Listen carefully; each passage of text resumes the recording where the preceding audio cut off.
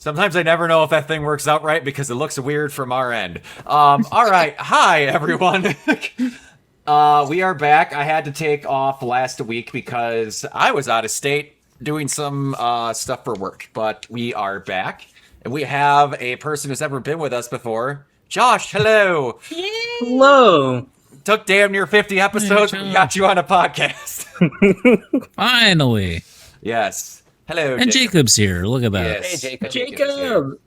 All right. So, without further ado, let's go through our weeks. Mike, go ahead.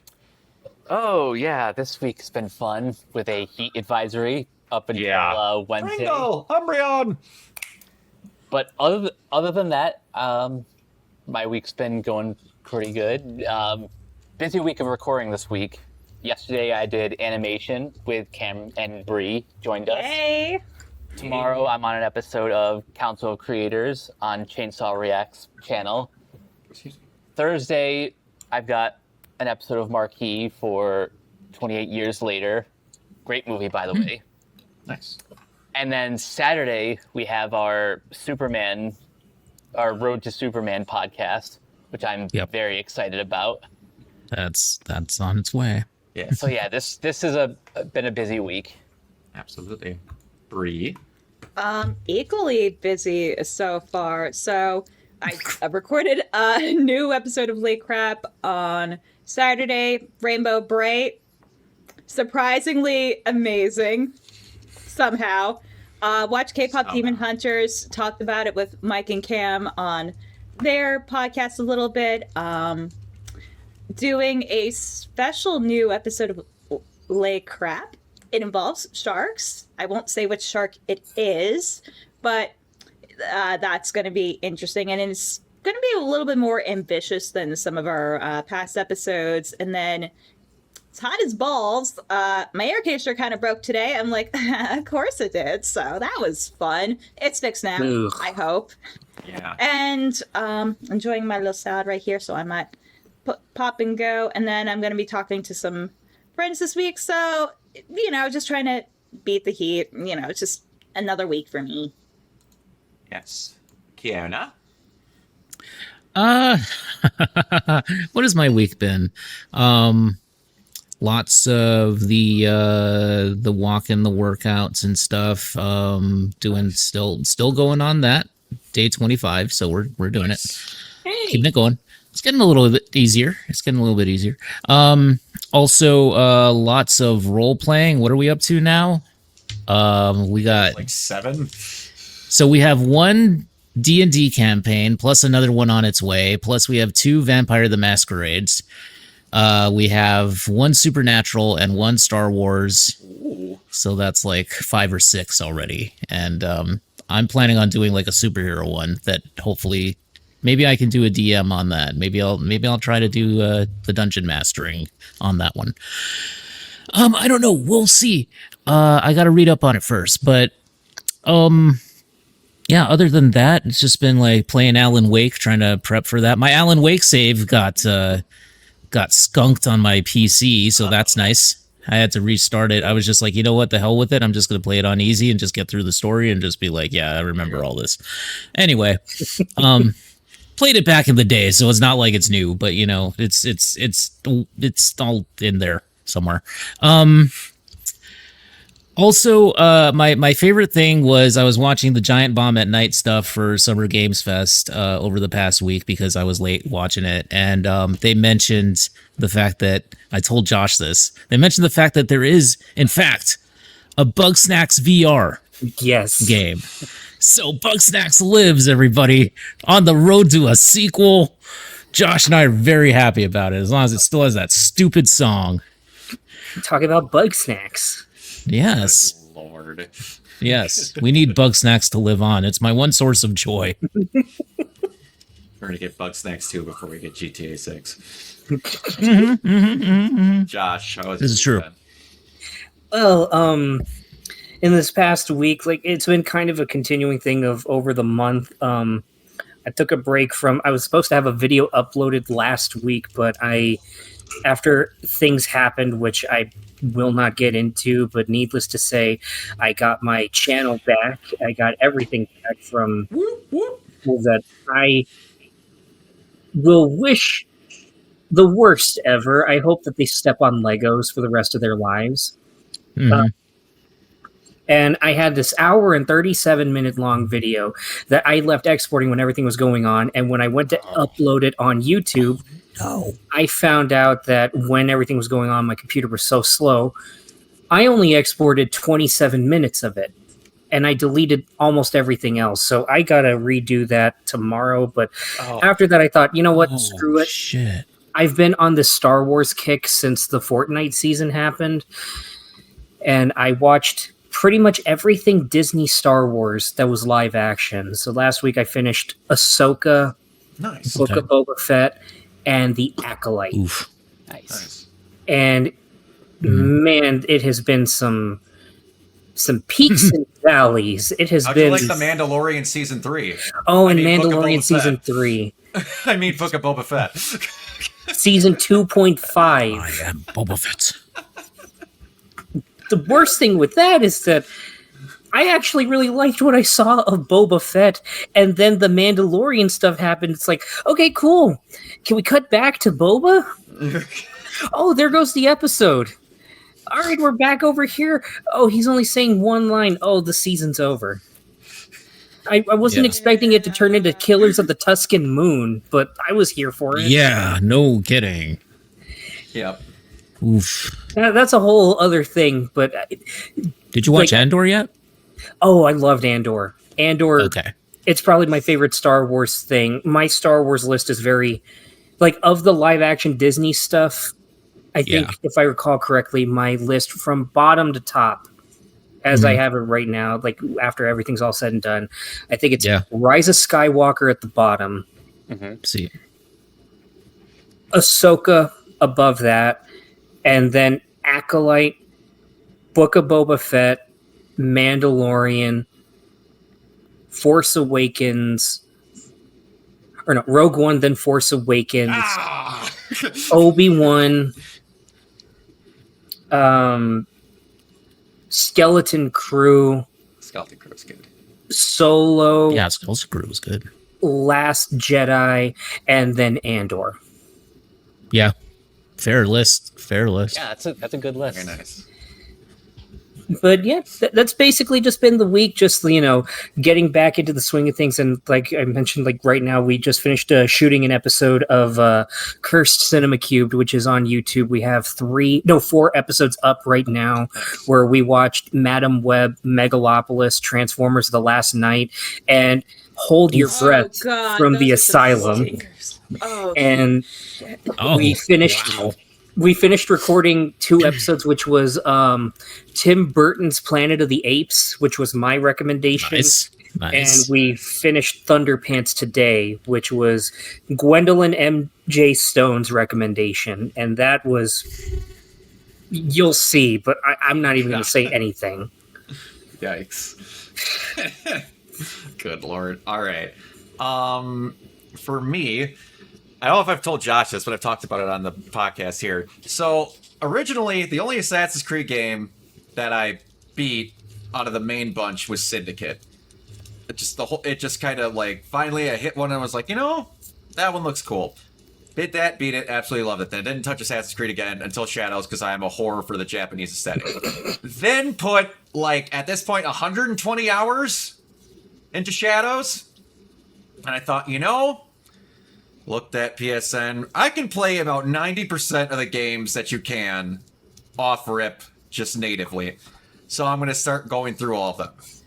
I beat 2, beat Brotherhood, and this last week I just beat Revelations, other than the, like, Lost Index DLC thing that I still got to do. That is the best overall package of the 3 of them.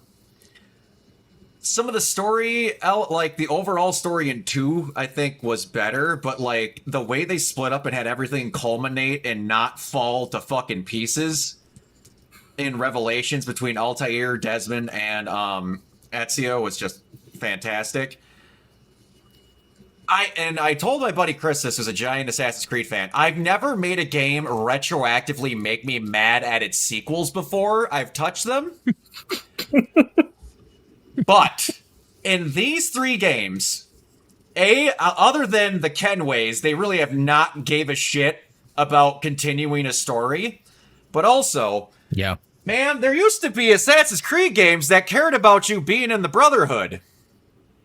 Oh yeah. And it was the best thing they've ever done with those games. Like They don't do it anymore. Like the Assassins, you got your introduction in 2, like where you got the really cool, which if I ever get tattoos on my hand, I'm getting that branding mark like they do in 2 instead of the finger cut off thing when they had Leonardo fix the attachment like that Altair had the design for. Then in 2, you had to go around and recruit all your assassins, and you could send them on stuff, whatever, and like you could send them to like assassinate people from bushes and stuff, like call on them, like, you know, assassins. And then you got like a tower defense thing in Revelations, which that's neither here nor there. Some of that was good, some of that was really bad.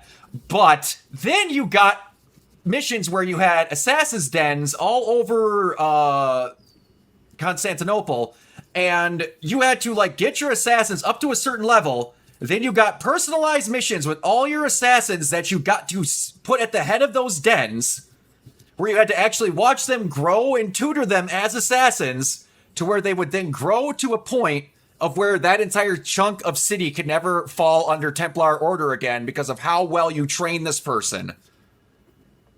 And then they just went, yeah, fuck that. We're never doing any of that again. When I tell him, I'm like, correct, they never do any of this shit in the games going forward. He goes, yeah, they just stopped. But boats. But boats and pirates. I've never been actively mad at games I haven't played ever in my life before. But oh my god. But yeah, Ezio's story is just as good as everyone's bragged it up to. The only thing that ever made me Umbreon, they quit it before 3, so that doesn't matter. They didn't have it in 3. So it doesn't matter they killed Desmond, because contrary to popular belief, you don't need Desmond to have a time where they made assassins. You don't need Desmond to have a past where they make assassins. But anyway, like, after I beat the Lost Index thing, I'm going to take a break because I think I've done 80 hours between all those games in like 3 weeks. It's been a lot. Man. I've been hammering Yeah. them. I've been hammering those fucking games. I was very happy that I haven't watched any anime. So I'm going to rifle through Full Metal Alchemist, then Brotherhood, then Dororo, and then Code Geass. That's my next list of all the things that we've done, because I can't even be on anything without getting Full Metal Alchemist spoilers now. And I'm crying at scenes for people I don't know the story of. Good luck going through Full Metal Alchemist before Brotherhood, because Crystal has like ranted to me personally about the original FMA series.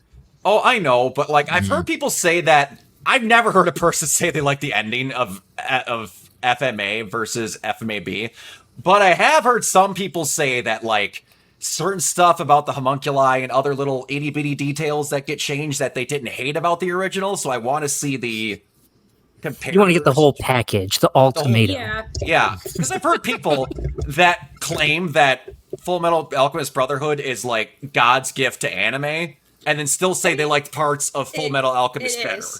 But like the thing to me that makes me laugh, they're like, God's gift to anime. I'm like, you know, the first episode of Brotherhood's like anime only, like filler that doesn't matter, right?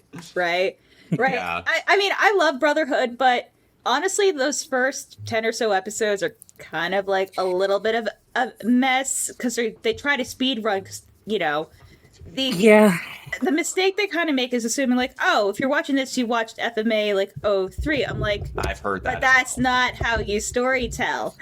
Yeah, that's not how that works. That's Not part how of the that reason works, why I want to do that. And then after that's all done, and I don't know if I've shown Josh this, but I have to. After I'm through all the serious anime, I am finally going to watch this. Oh my god. Yes. Oh, please tell me it's got the English in it. It does! I wouldn't have bought it if it didn't! Oh, thank God. Yes. You accept Why Jesus did you just Christ speak like as this? your God, I hope you're adopted. I miss his little commands. Touch me. His little assertions. Touch me harder. For those who all love Turbo Granny, from what I understand, Turbo Granny shows up in this first, then it's Mob Psycho, then it is Don to Don. Yes. I can still hear his voice. Touch me. His little commands. Touch me harder. I always I don't use get the touched by strangers. Do you want to live a life of danger? I always use the line about the hole filler. Yeah. Why don't you go and fill that hole filler? I got to my favorite. everybody has their opinions on them, but I got to one of my first big conventions. I got to meet Monica Real and talk to her about what the just Oh God. chaos was in that recording studio. She's like, I will never have that much fun in my career ever again. Nope. When they came in and Never. they said, yeah, they don't care what we do, all of us asked, are you serious, about 500 times, and then have never wrote more lines in our entire life. Yep. Trade Queen won't bother you. Worry about the priest. There's a lot of lines in there that are really funny, but oh boy, was that something that was made in the mid 2000s. Oh yes, it was. Oh, yeah. So Yeah, the Bushisms are intense. we're not gonna Yes. say a whole lot of them on this podcast because yee. So, Not a whole anyway, lot. Not a whole lot, but anyway, No. so No. we're gonna get into the gaming news here, Josh. The next time we do this, Let's I do will it. have you added in the doc, so I forgot to get you in there. Yeah, All right, okay. so we're gonna start with buy or sell, which Mm-hmm. John Campia ripped off of Around the Horn, and I ripped off of John Campia, but now both of them aren't there, so it's mine.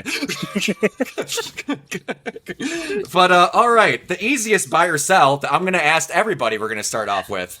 Buy or sell, Warner Brothers Discovery is cutting CEO David Zaslav's pay after the shareholder backlash. The salary went from $22 million to $6 million, and the stock bonus target shrank from $23.5 million to $7.5 million per year. Everyone, buy or sell that he's not getting more money. 1, 2, 3. Buy. Bye.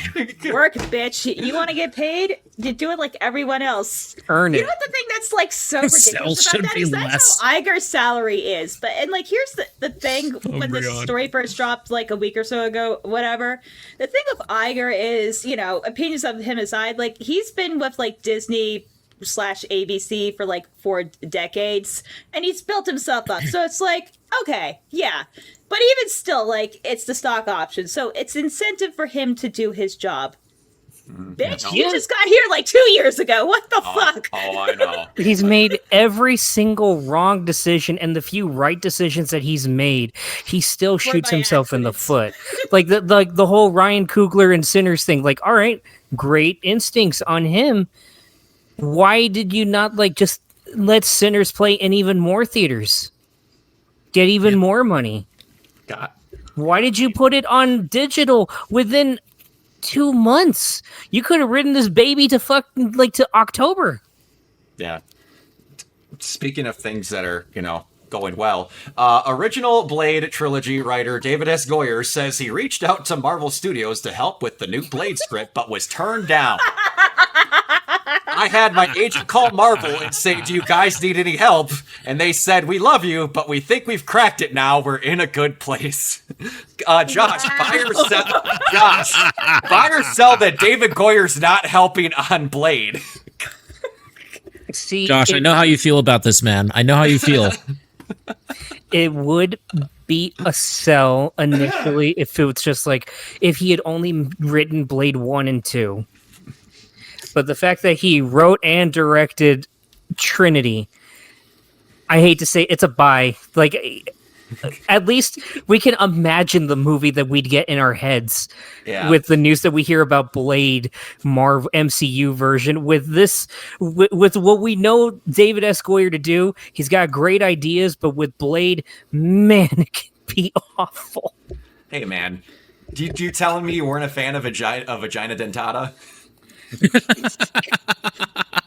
Don't remind me. Come on. Yeah, Goyer goes to the Ryan Murphy School of Subtlety. As we did when we did our review of Neon Genesis Evangelion, that I fit with Ano. He has the subtlety sledgehammer. Yep. Congratulations. Right. Congratulations. You suck, Shinji. Congratulations. Congratulations. Like, I'm not going to get into it, but I had someone like 2 or 3 years ago where I had to have an honest to God conversation about who was a worse parent. Gendo Akari or Ragyu Karyuing from Kill la Kill. And that was a long conversation. Because they are both genuinely ungodly horrible in their own ways. Yeah. And then someone brought up, guy from FMA. I'm like, I understand the one thing he did was bad, but it, in nature, was one thing.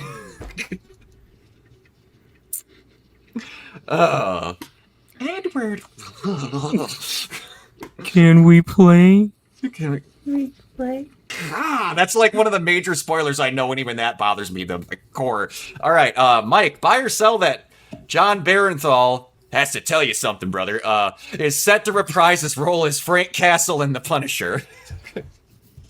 The reason I buy this is because he and Tom Holland are actually really close friends. Yeah. So, if nothing else, I'm just looking forward to their chemistry on screen.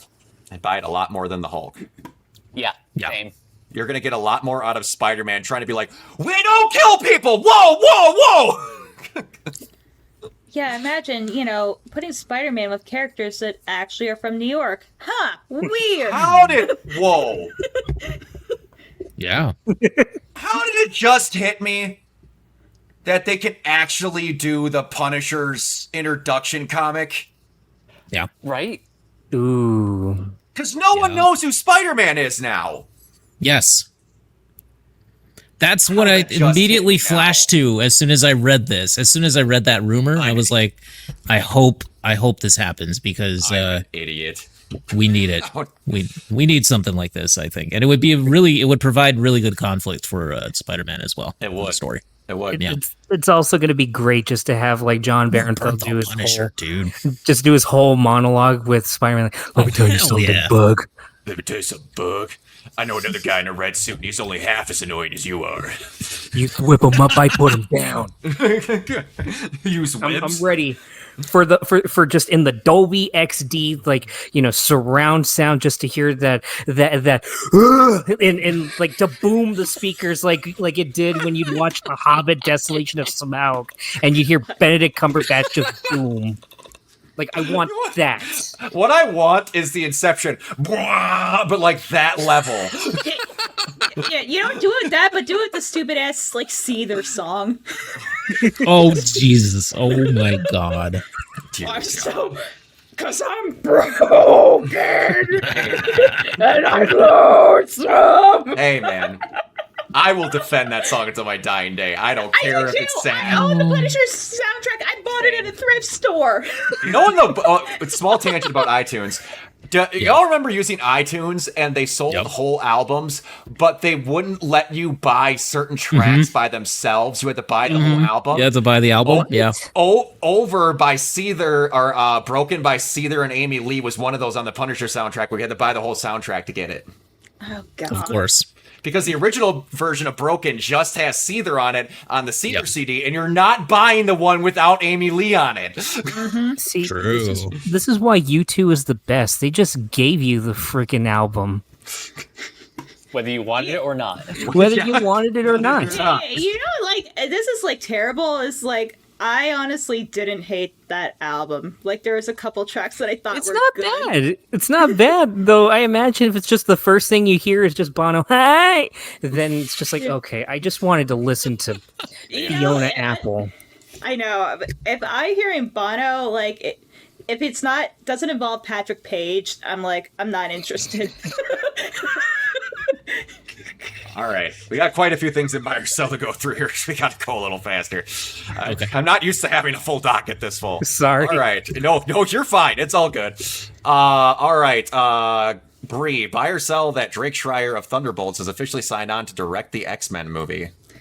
First of all, I feel bad. I haven't had time to see Thunderbolts. I've heard good things about it, and it kind of sucks that Marvel's like, okay, we actually, we really tried. We put out something decent, and then because Disney pretty much fired most of its marketing team like over the last year, and they barely marketed this. No one really saw it, but yeah, I mean, I feel like he's a good choice for X-Men. I mean, I'm not sure. Who else would be into it? I mean, I'm just curious, like, what they do, just because X-Men are probably the most overexposed, like, superheroes in history, next to Batman. But and someone presented a problem when I was in the car on the way over here that I did not think about. Mm-hmm. It's becoming harder and harder to have Magneto to have been in the Holocaust. Yeah. Yeah. So unless they pull the de-aging thing, well, it's just gonna be a hard sell. Thing. Yeah, I kind of feel like it's going to be the latter, because otherwise, why would you set that up as like being a thing? But then that just makes it sad. Just the idea that the Holocaust is like a constant across all universes, like like that's a fixed point in time. Like Barbara Gordon getting shot by Joker, like that's just depressing. I did. For some reason in my brain, because I don't know why Bruce Timm came there suddenly, I was like, Barbara Gordon always wants to have sex with Bruce. I just... Yeah, that's definitely not a fixed point in the timeline, I don't think. Justin Bruce Timm's brain. All right, Josh, buy or sell that Tom Harris? Is that how you say it? I think it's Reese. Reese? Reese Harris has been cast as Clayface in the Clayface movie, and that James Gunn confirms it'll be rated R. I'm buying that because I saw Life of Chuck twice in the theaters lately. Like I needed to support Mike Flanagan, and I need to see. My only hope with Clayface. I'm happy that it's going to be rated R.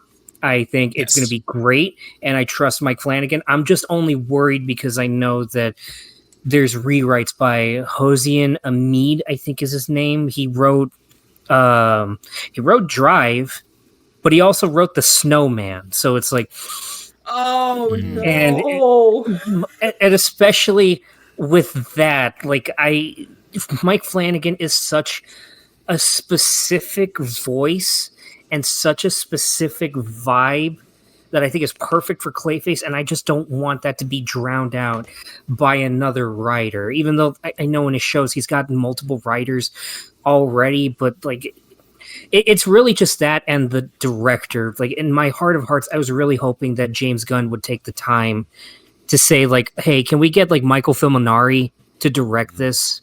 Mm-hmm. But that would have been good. But other than that, like I like his look too. Like he just looks like a guy. Yeah. Absolutely. And that's like the best thing that you could hope for when it comes to like regular Clayface before he turns into goop. Yeah. Jacob, as far as AI and deepfakes, I don't believe reports unless they come from James Gunn on shit like this. And they said it's going to be a body horror movie, which I think James is going to want to get done more than the most bog standard simple idea we could get for a Clayface movie. Oh, that's just me. He's saying that it's going to deal with. Oh, I know. Like it's gonna be like a commentary on it. I know, but I don't want Clayface to be a commentary on AI. I would much rather have it be a struggling actor dealing with trying to act. Yeah. But that's just me. I agree. I think they should go with the classic sort of origin. Whether it's Basil Carlo or if they go more modern. But yeah, it'd be crazy if Baby Doll was a side character in the movie. Oh jeez. Oh God, I would love that. I mean, look, we canonized Harley. Like, I don't know. That would be sick. Maybe. Maybe. Maybe. Mike, buy or sell Superman star Rachel Brosnahan says actors should stand by their bad superhero movies. I don't know Damn why right, they say Rachel. yes only to turn around and complain about it. Do it or don't do it, then stand by it. Hell yeah. I Damn right. Yeah. Own that shit. Be like Halle Berry and accept your Oh my razzing God, like a real yes. woman. That's Exactly. right. Wouldn't say no to Ron. I wouldn't say no to Ron Perlman either, but at this point, I don't want Ron Perlman stepping towards a superhero property unless it's finishing Hellboy. Yes. Hmm. Alrighty. Kiona, buy or sell that Supergirl Woman of Tomorrow has been retitled to Supergirl. I think it's the right move. Simplify it. Make it so that it's not tied to a specific comic book, and then everybody's going to think that it's an adaptation of that book. Yeah, I think it's absolutely the right move to do. Absolutely. So, yeah. I agree. Hard buy. Have that be the sequel if they get one. Just maybe think of Bill Murray saying Garfield was his only regret in Zombieland. Because it's so tied to Tom King's recent the Black Label. I think it was a Black Label miniseries. I think so. Yeah. Yeah, Woman of Tomorrow. So I think that they should definitely like just kind of distance itself a little bit from that, so that you can have it be like more of a, because she has been known as that, as like a nickname. So yeah, I think it makes sense. Yeah. All right. Bree, buy or sell the new Naked Gun trailer if you have seen it. I'm sorry, I'm a bad film nerd. I'm sorry, bad Brie, bad. But I've seen like little bits of it. Honestly, like fine, whatever. Like I don't know. I probably am like one of the few people that doesn't go over Naked Gun. I know. Again, makes me a bad film person. But this is the same person who willingly watched, an 80s toy commercial movie. So maybe my opinions shouldn't matter. One of my favorite movies on the planet is an 80s toy commercial movie, so I get you. You're talking about Transformers, right? Yes. But that movie actually had effort. People gave a shit. True. Orson Rainbow- Welles. Right. The Rainbow Bright movie. He was happy about it too. No, the Rainbow Bright movie was made in 3 months, and it was co-directed by the guy who worked with Miyazaki on the Toei Puss in Boots movie.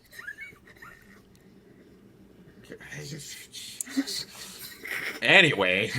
Naked Gun trailer, I did watch it, and I watched it like just before we started recording, and I will say that some parts of it are really funny, and some parts of it I'm just kind of left there going, okay, what did I just watch? It has me at the very least for that amazing O.J. Simpson joke. Like, I'm sorry. Yeah, that was great. That's too good. It has my respect just for that. Like, okay, I'll give you a watch. I think Liam Neeson is a solid choice as a follow-up to Leslie Nielsen. And it's funny how both- their names are so similar Yeah, in real it's life, both actually. the joke, but also just perfect casting because, like Liam Neeson just has Because he's that- perfect for straight-faced like action stuff. Pulls the guy's arms off. It's like that.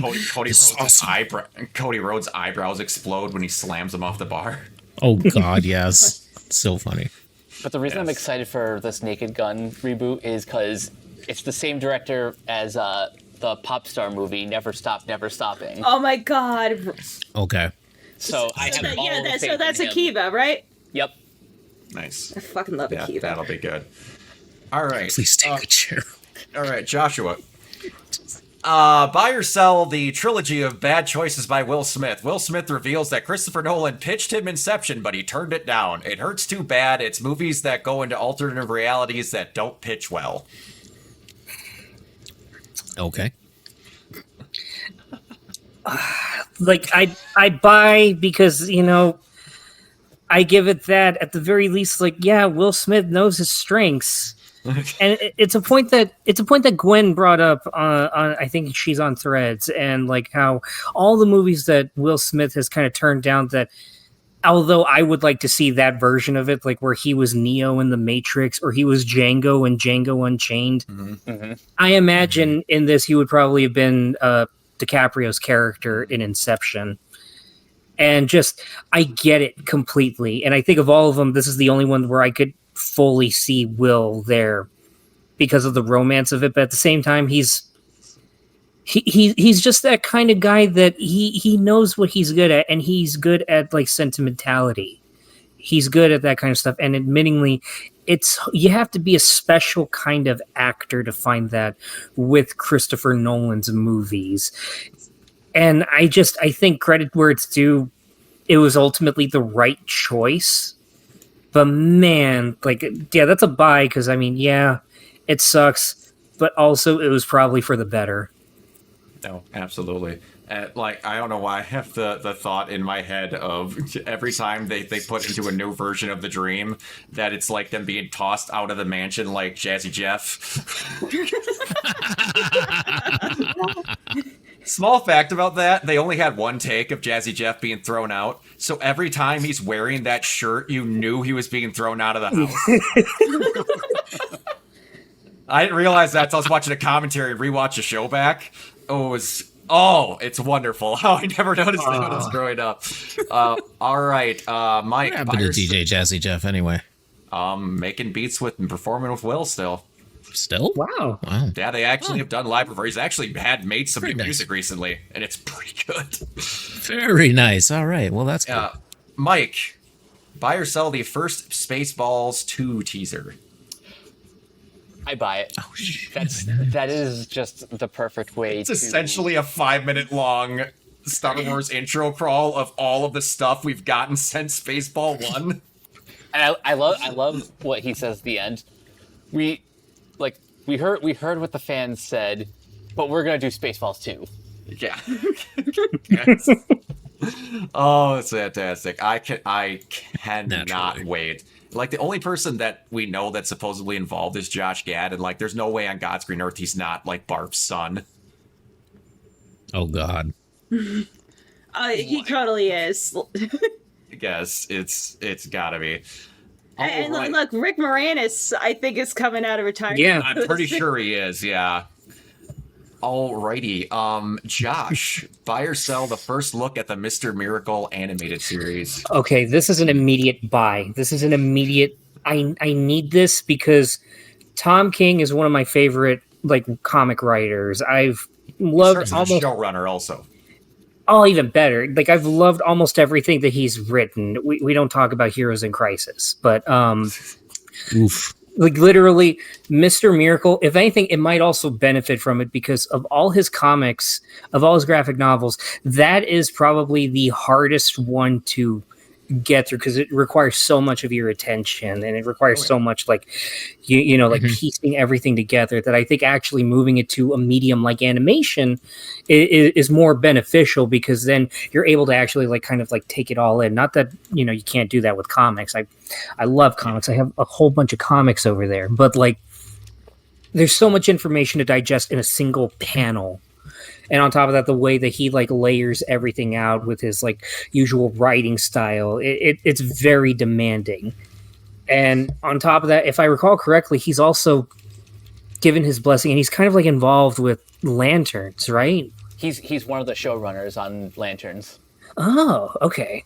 Yes, I'm quite excited. This makes me happy, especially because this also sets a precedent that more than Marvel, even more than DC in the past, like James Gunn is actually taking chances with the comic writers on stuff. If anything, I want him to do this more with other people. I want him to do a Birds of Prey animated series with Gail Simone. Ooh, that sounds so good. Ooh, my God. I don't know if That ever Andrea happens. Romano's retired, but if they start doing more animated stuff, I want Yeah. them to have her be involved. That woman is a national treasure. I would love a Birds of Prey animated series with Gail Simone. Holy shit. And on the comment that says, what about his Batman run? I actually haven't finished it. I started it a while back, but I just never got to fully like finish reading it through. I know that it's got some divisive stuff.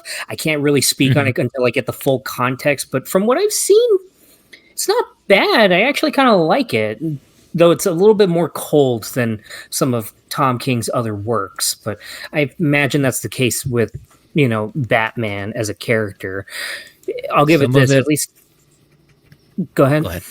Oh, some of it I have major problems with, major issues with, but some of it I really, really like. And there's one particular, I think it was one issue or two issues where it was very, very good, in my opinion. Some of my I'll- favorite stuff. I'll give it this. I don't know if it can be as disappointing as Chip Zdarsky's Batman, personally. Oh Oof. no. Yeah. That broke my heart, especially because I loved his run on Daredevil. Yeah. Sometimes you see the potential, but the execution's not there. We can't all be Frank Miller. I was going to bring that up. If you didn't, not everyone can make Robin eat rats. Come up with the worst saying in Batman Goddamn history that Batman. everyone says, and I fucking hate it with all my soul. This is what Batman should sound like, and you should live in a fucking garbage can. Ugh. That's like my Sonics. I know what you're saying. I'm just not going to say that particular line. Anyway, all right. I'll go 2 in a row here, Josh. Buy or sell that Oh, Silent man. Hill 1 remake is in development in partnership with Buy. the team. Bye. Silent Hill 2 Remake was one of the best horror games in recent years that had astronomically low expectations, and it shattered them amazingly. Screw the people that think that Angela was ugly or whatnot. You're stupid. I'm sorry. I will not take any questions about that at this time. And if anything, this is perfect because, man, I'm just imagining them finally, like, in addition to that, doing Silent Hill 3 remake. And if anything, what a perfect tee up, because Silent Hill 2 is so accessible. Silent Hill 1 is probably one of the more unusual and probably outright creepy Silent Hill games. So, like, if anything, please give it all the love it deserves. It does not need to be trapped to the PS1. No. I will quote Absolutely. I will quote Patrick Boyven when he talks about Silent Hill 2. He's like, "Do not take this as a slight, but Silent Hill 2 is the worst thing to ever happen to Silent Hill." Because Silent Hill 1, it's all about the cult. Silent Hill 2, it is about you being trapped with your existential whatevers that the city comes alive and it goes with this and that. Silent Hill 3 is about the cult. Silent Hill 4 is about the cult. And after that, they just tried to reinvent Silent Hill 2 a bunch of times and it never worked. All right. Mike, buy or sell the new Superman trailer, which I guess we all can just talk about that one since it's the last one. I really like that new Superman trailer. Same. Love it. Each trailer has honestly gotten better So and good. better. It's so good. And as much as I tried to resist them, I've been watching some of the TV spots too. I need to see this movie already. So you've seen the one where like he talks about like why he does what he does. Mm-hmm. Like that for me was like, that's Superman. That Yes. like I'll admit I've been a little like David Cornswith's got the look, but I haven't really felt him just yet. I felt everything else but him. I was just like, I love his look. The kids love him, but like, where is Superman for me? And then I saw that spot. I'm like, there he is. Yep. Yep. And like, when I tell you the casting that I didn't know was going to work and might be the best casting in the entire movie, Nicholas Hoult as Lex Luthor. Yes. Whoever decided that God, needs a raise. It's pitch perfect casting. Absolutely perfect. Unbelievably good. I yeah. wasn't sure of it until I saw the menu like a couple of weeks ago for the first time. Oh, And I completely bought it now. And now when I see him, I'm like, oh yeah, that movie a lot. that's Lex Luthor. It is. It really is. Like the other Very one good that I- mouthfeel, Josh. Very good mouthfeel. The other one that I wouldn't have minded seeing it, and now I'm blanking on who it is. Deadpool 1. Main villain. Oh, Ed Skrein. Ed Skrein. It's green. I wouldn't have minded either. Don't say mouthfeel. Hi, Red. And I'm It's the guessing mouthfeel red. I'm guessing you also heard that like the voices for the Superman bots, Brock.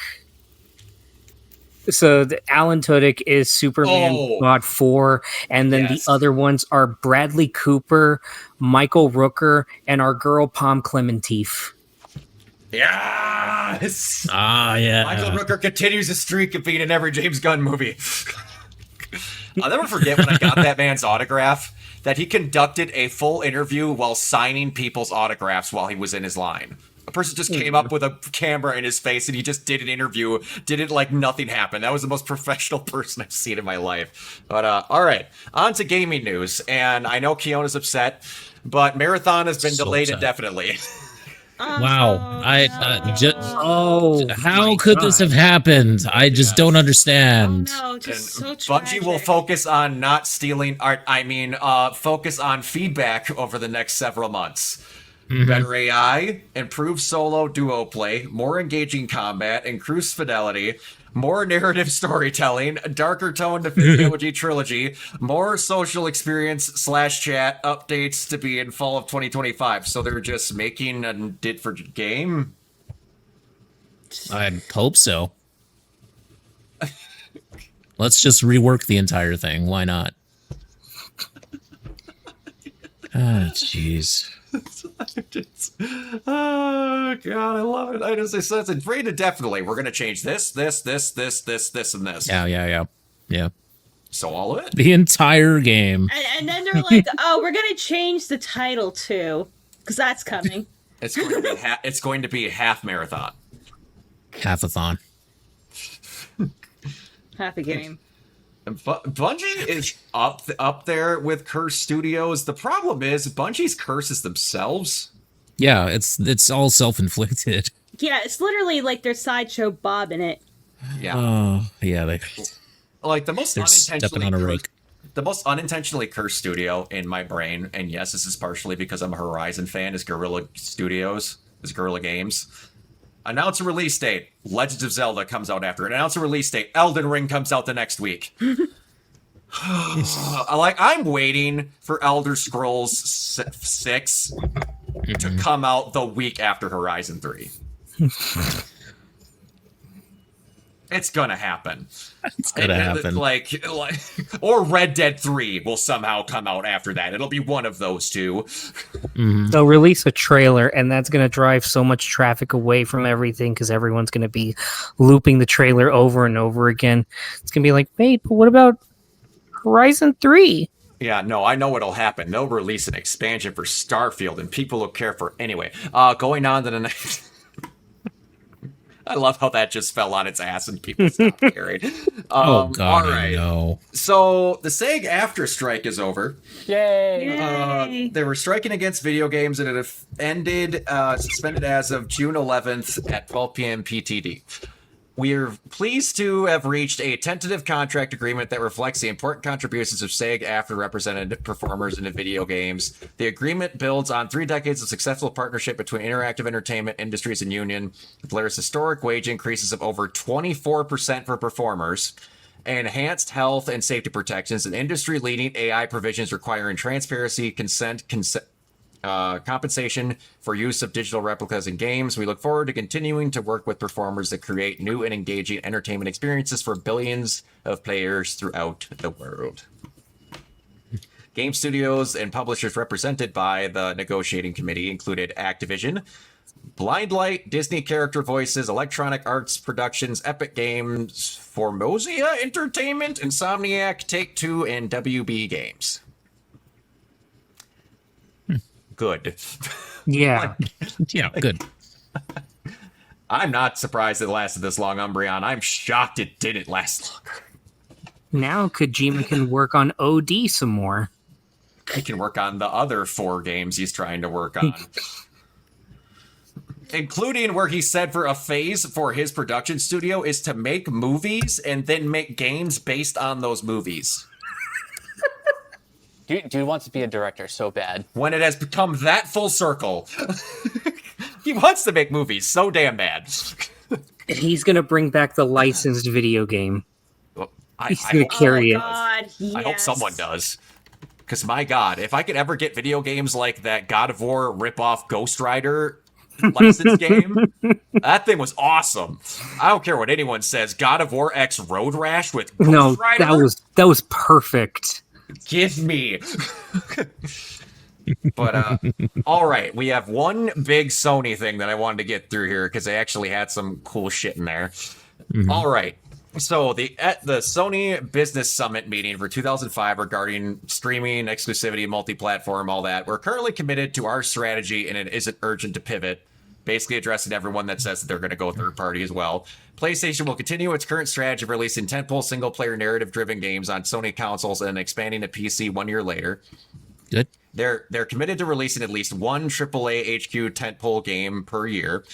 They continue to believe platform competition is good, is important, and focused on growing a broad portfolio of games and appeal to demographics, including younger audiences, and competition with Nintendo by providing games that are premium, immersive experiences on large TV screens. Don't know why they had to be that specific. Multiplayer live service games will continue to release on both console and PC. They didn't say it was a focus. We're continuing to invest in live service games, with Helldivers 2 being an example of success if things get right.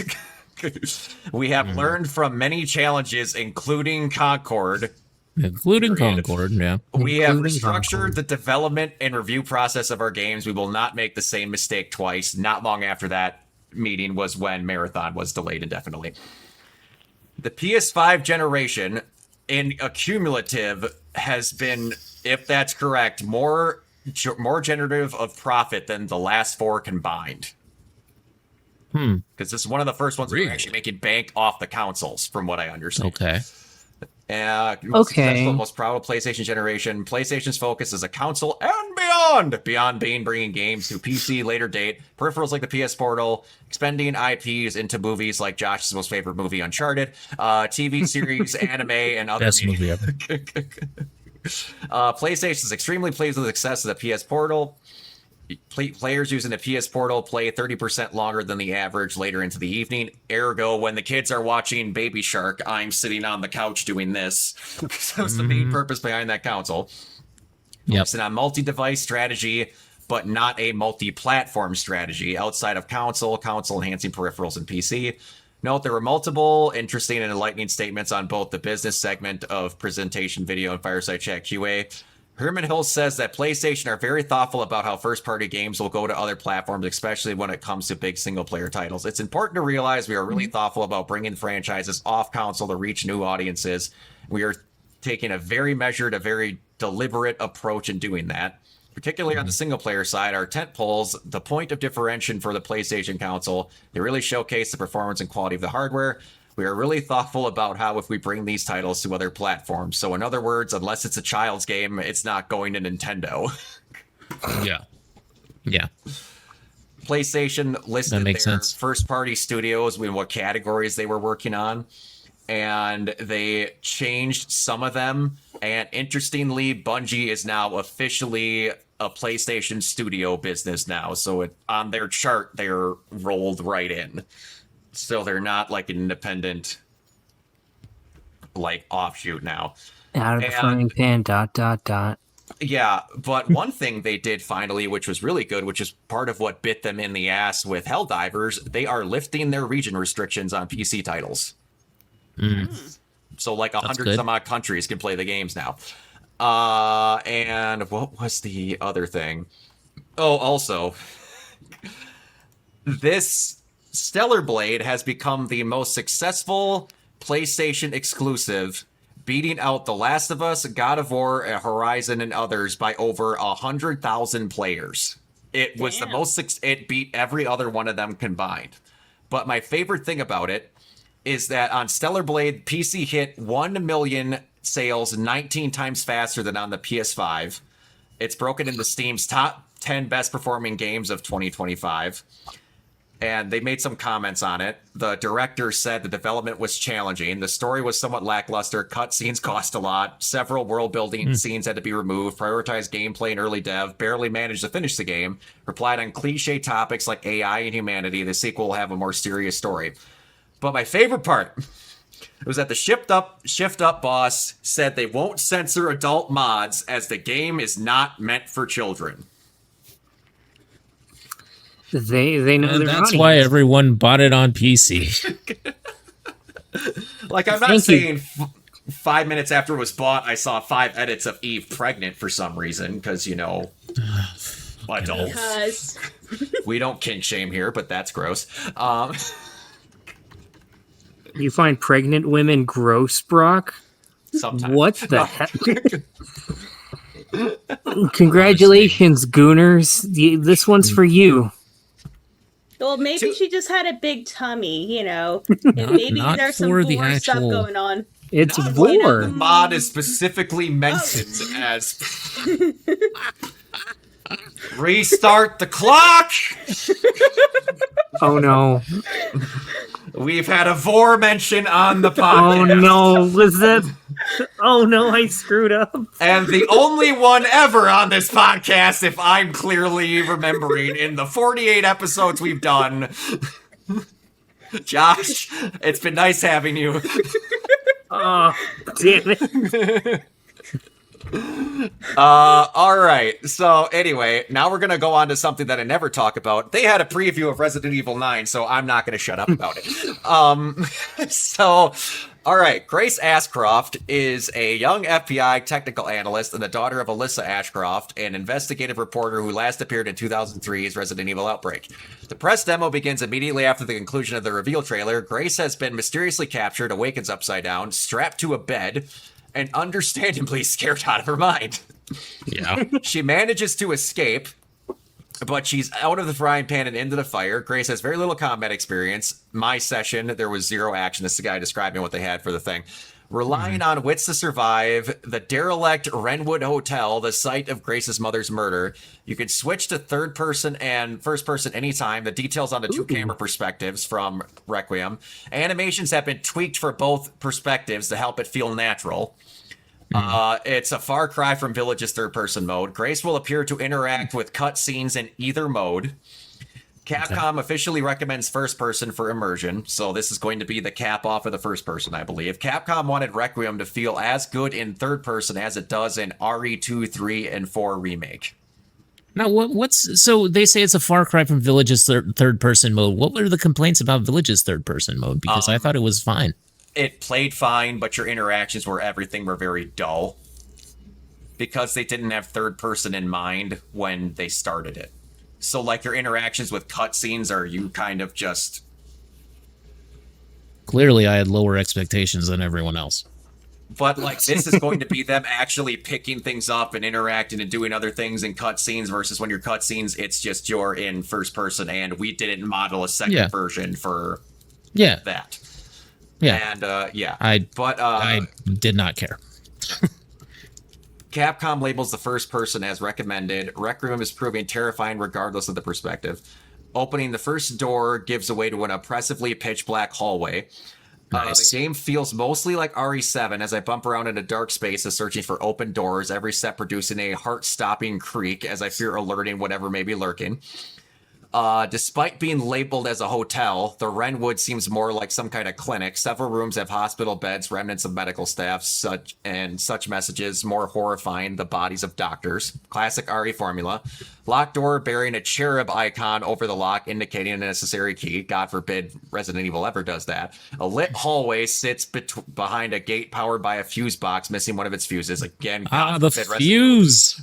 You gotta have a fuse. Anyway. Yes. Find the fuse in one room, but it's locked behind a case. Another room has a note stating that the fuse box requires a screwdriver to open it, which is located in the nurse's office. So it's a Resident Evil game, pretty much. It's a Resident Evil game, yeah. Solving the prop puzzle in reverse order, searching drawers yields items like health regeneration shot and classic green herbs. Bottle was a very early weapon early on. It is used to distract threats rather than deter them. Some Last of Us in our RE. Grace finds a lighter and uses it to open a door, which causes a dead body to fall, and there is a jump scare. Corpse wearing a dead doctor's lab coat clearly looks infected, though it doesn't stop Grace from checking its pulse and asking if he's dead, unintentionally funny bit. Suddenly, a large mutated arm emerges from the darkness and seizes the body, slowly lifting it towards a gray, blood-stained maw. Seemingly a once human teeth takes a massive bite. Monster pursues, squeezes its large... I didn't read this part. Monster pursues, squeezing its large mutated form down narrow corridors. At one point, it grabs her, lifting Grace to take a big, debilitating bite out of her, necessitating its quick heal. Retreat into a nearby room, closing it behind you. Curiously, though, the monster doesn't follow. Waiting for a minute, she opens the door to look out a gaping hole in the doorway to find the thing is beating around the hotel. As a creature howls into the ceiling, hanging from light fixtures, shaking and creaking, indicating the monster's rough proximity. It's basically their Mr. X from what they're saying. The rest of the demo is spent trying to avoid and evade the threat, periodically resurfaces, crashing through a wall like Jack Baker. Feels terrifying in ways that we've come to love since 96. It isn't clear whether or not the decade-plus feature of Resident Evil's Village Shadows DLC took place or if it's a different period. The demo mentions a familiar, fully armed character, which people think is Leon. Okay. Everything is okay. The Resident Evil Requiem website has updated the story info. Everything is set in motion when a body of a victim of an unidentifiable disease is discovered in an abandoned hotel. Grace is sent to investigate, but the crime scene is the very same hotel where her mother died. Grace helps to finally face her past and make their way to the scene.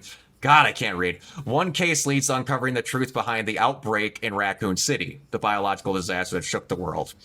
Yeah, so it sounds like they're making it more survival horror-y than action-y. That sounds a lot more like, I can't think. It's not Silent Hill-ish because like you have melee weapons in Silent Hill, but it's interesting.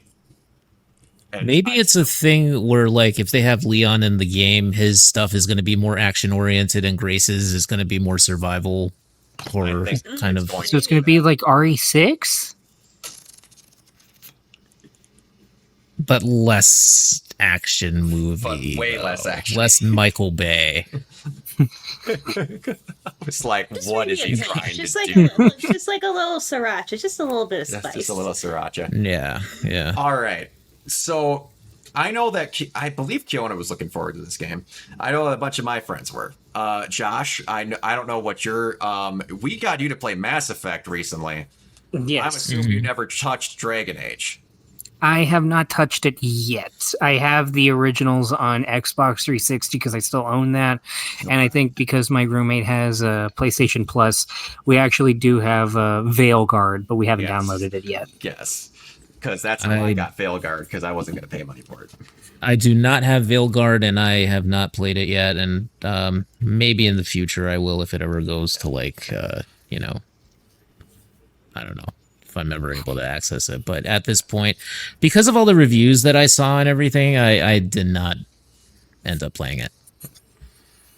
Jason Schreier has released a scathing article regarding what went wrong with Dragon Age Inquisition or Dragon Age the Veilguard's development. Here are the highlights. BioWare was under immense pressure to succeed after the failure of Anthem and Andromeda with Veilguard to stay afloat. The original concept, codenamed Joplin, was smaller single-player experience. EA forced them to pivot to multiplayer live service format, codenamed Morrison, in 2017. Creative director Mike Laidlow. See what they're doing with those code names there. Yeah. What is it with them naming their code names after musicians? I don't know, man. I need to see the Axl Rose project that they have. Well, the name for Morrison is actually pretty prophetic, all things considered. Yes. Creative director Mike Laidlow resigned over the shift.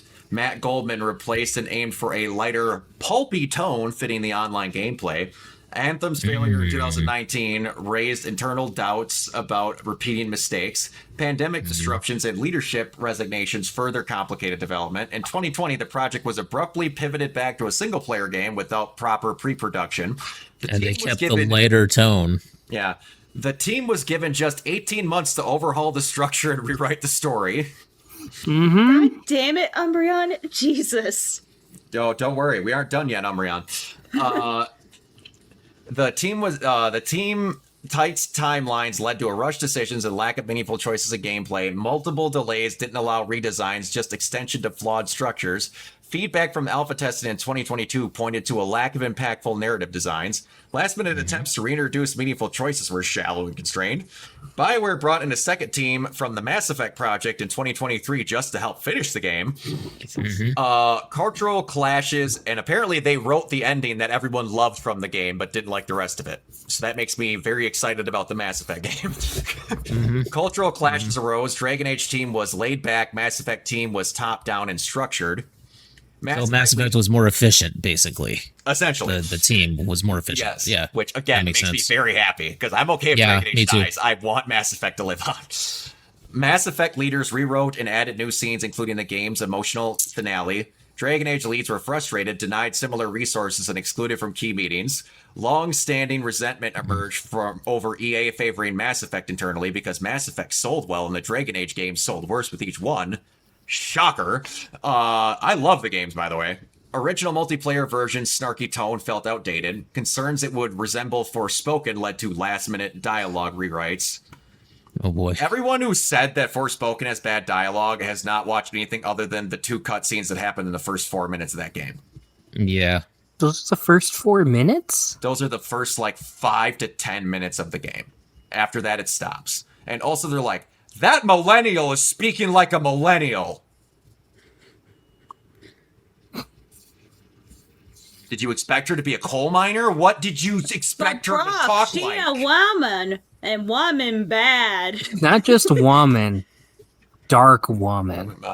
That's the worst of all. That woman I can't remember the actress's name. She's a great actress, but she has the worst luck because she was in this, and she was also one of the siblings in that Resident Evil Netflix show.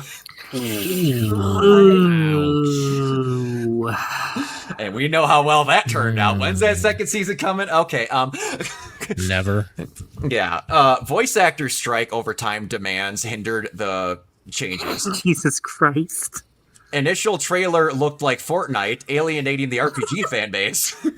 Marketing failed to properly convey the game's actual tone and genre. Fucking shocker. Anyway, so there was all that, and then there was some stuff about BioWare's future that was thrown in there too. BioWare contributes about 5% of EA's annual revenue.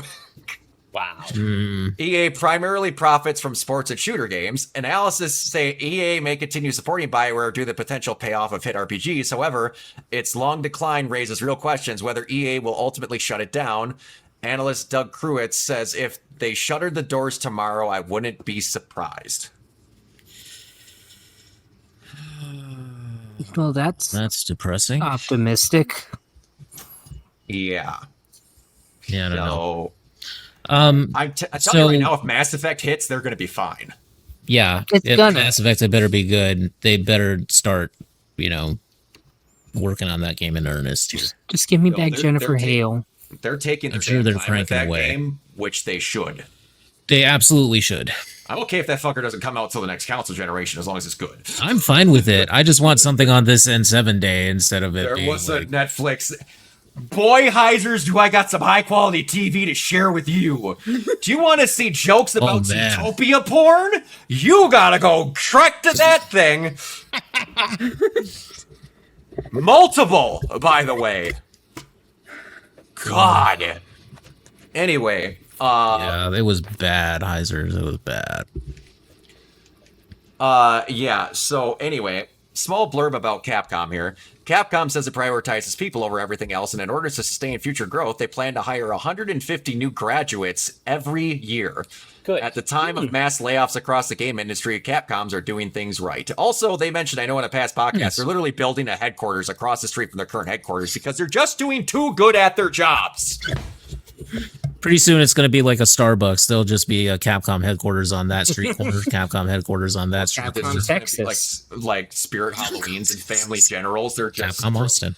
If we ever got a Capcom again outside of Japan, I would be shocked. Because Inafune drove them into the fucking ground when he was over there. Yeah. All right, so we have some stuff for GTA 6 that was alleged. Alleged GTA 6 story was canceled by Take-Three a couple of times for being too dark in 2016. Led by Dan Houser, who left Rockstar Games after years of rewrites consistently. I'm sorry, have they seen the world? Rejected by Take-Two. A police crime plot worthy of a thriller featured 3 protagonists, an old cop, his troubled son, and a right-hand man of a Colombian drug lord. The cop is principled, but he gradually descends into organized crime in a desperate effort to protect his son, who is struggling with drug addiction. The son was a devout Cuban American trying to escape addiction and the dangers of drug trafficking world, and the drug lord's right-hand man imports narcotics into the U.S. through Vice City with ambitions to build his own empire in America. I'm not gonna lie, I would have played the living shit out of that. That sounds so much better than the narrative in GTA 5. It sounds world better. It does. Like Yeah. that's almost on par with like the narrative of Red Dead 2. Almost. Yeah. Yeah, it actually sounds like a very tight, like action thriller type of thing. Yeah, absolutely. Yeah. Whatever the hell they're doing with it now, I don't know. It's It's Florida Man, the video game, pretty much now. It is. I can't wait. They did Heisers at some point, but not for anything that's worth. Like, they're not doing voices, they're not doing art. I think they're just using. If I remember the thing correctly, they're basically some people at lower levels are trying to get ideas for some things off of. Did I miss this until just now? What? Why is there a DeviantArt image that I have to log in to Okay, see? you saw it. You saw it. You saw it. I saw the free Okay. with that in the private chat. Okay, so I I'm saw not that gonna, while you I'm were. not gonna unblur it. I'm just gonna let you guys figure out what you think that is. Cause I you am can, not- cause you can make out like this region here, right there. You can kind of make out what that's supposed to be. I don't need it. Nope. Even Nope. Stellar Blade. Commission Android. Yeah, we're gonna be done with that. That is a nope. That is a nope if I've ever seen a nope. Anyway, I'm just saying she might not have been pregnant. She just might have been very hungry. that's why in the captions for that DeviantArt it said pregnant. on the on the GTA of it all, I'll admit I'm a little worried because I actually really like the Hauser's writing. Yeah. I think they're genuinely great game writers, but like, yeah, GTA 5 is so disappointing to go back to, especially after the great narratives back to back that Dan Hauser did with Max Payne 3, and then like before that was like GTA 4. GTA 4 is probably the best story in the whole series, and that's including the other two DLC things, and then you had GTA 5, which just kind of feels like. Yeah. And I thought they just didn't have the sauce until Red Dead 2 came out. It's like, oh, I'm crying. They know what to do. Oh yeah. Multiple times I'm crying. But don't worry. You can get all these expansions for GTA Online, but we won't get an Undead Nightmare or a DLC for their game that hold on, opens Google. How many copies has Red Dead 2 sold? Want to take a crack at it, Josh? Red Dead Redemption 2, I'm going to guess 40 million. I think that's a low bar, but like 74. Damn. But no really? DLC. 74 million 74 million copies have been sold as of 2025. Wow. But no DLC though, because GTA Online is more important. Yeah. Yeah. Anyway, going on from that, other great decisions by video game companies. The Outer Worlds director says we don't set the prices for our games at first Xbox games to be, as it's the first one to be $80. We wish everyone could play our game, but for reasons why the $79.99 price point, you'd honestly have to talk to the Xbox folks. Because they want to push everybody to Game Pass. Yep. And not buy the game. Yep. And I already have Game Pass, and let me tell you, I ain't going to buy that game. Because it's going to be on Game Pass. And we had the Simple discussion as that. last week and we're going to go back to it because someone brought up some very good points about people saying they're only buying games and who doesn't buy games for certain things. Someone brought up some receipts for about the whole, we really can't say that Final Fantasy being old is the excuse for why people aren't buying it. Nope. Someone brought up some really good receipts not that I'm going to that. share.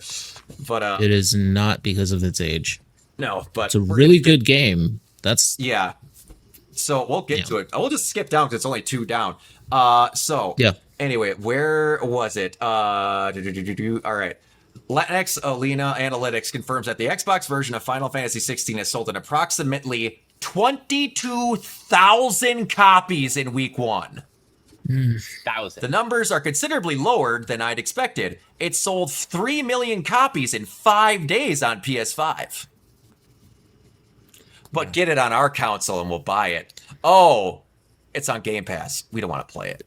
This is the problem with being a console fanboy in the modern age, is because, like, first of all, the audience on the Xbox is trained not to purchase things. I just said it myself that I'm not going to be buying Outer Worlds 2 because it's going to go to Game Pass. Which is, I mean, look, I'm a fan of Game Pass. I like it. If I like the game enough, I would support it. And I have done so in the past, but let me tell you that like just having it there day one and just being able to play it is definitely a deterrent to me spending the $80 on Outer Worlds 2. Frankly, I didn't enjoy the first one enough to quantify that purchase or to make that purchase, honestly, to make it like a day one thing. But speaking about Final Fantasy 16, I mean, I do think that there are mitigating factors to this too, because it's like Final Fantasy being what it is. I don't think it's the system. It's not the killer app that it once was. No, it's not. But people back in the day, the living shit out of that. And 16 also is the 16th game in the series. Yes. And you have generations coming up. Game.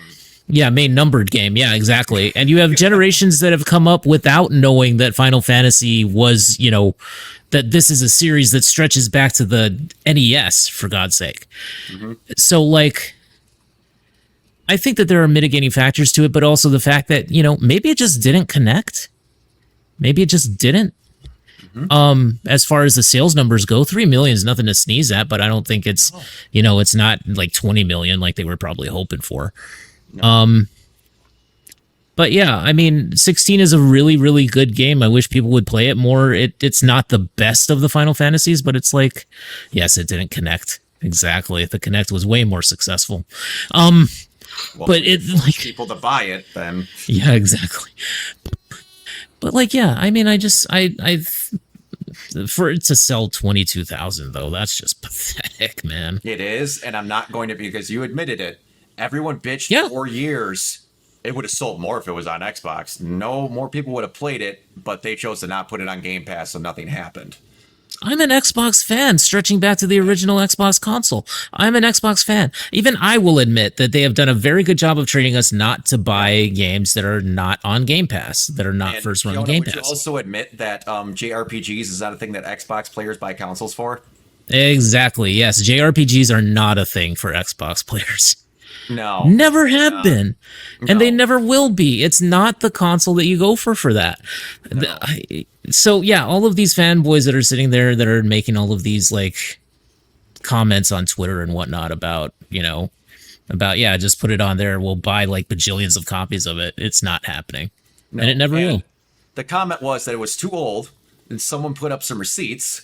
No. And the game is $50, including $70 for 2 DLC expansions, and it being old doesn't hold up as an excuse. Yeah. When it's well worth it. Yeah, where it was 2 years old. Yeah. 2 years old. Sea of Thieves, that was 6 years old, sold 657,000 copies. Forza Horizon 5, 4 years later, sold 1.4 million copies. Yep. So it's not an age thing.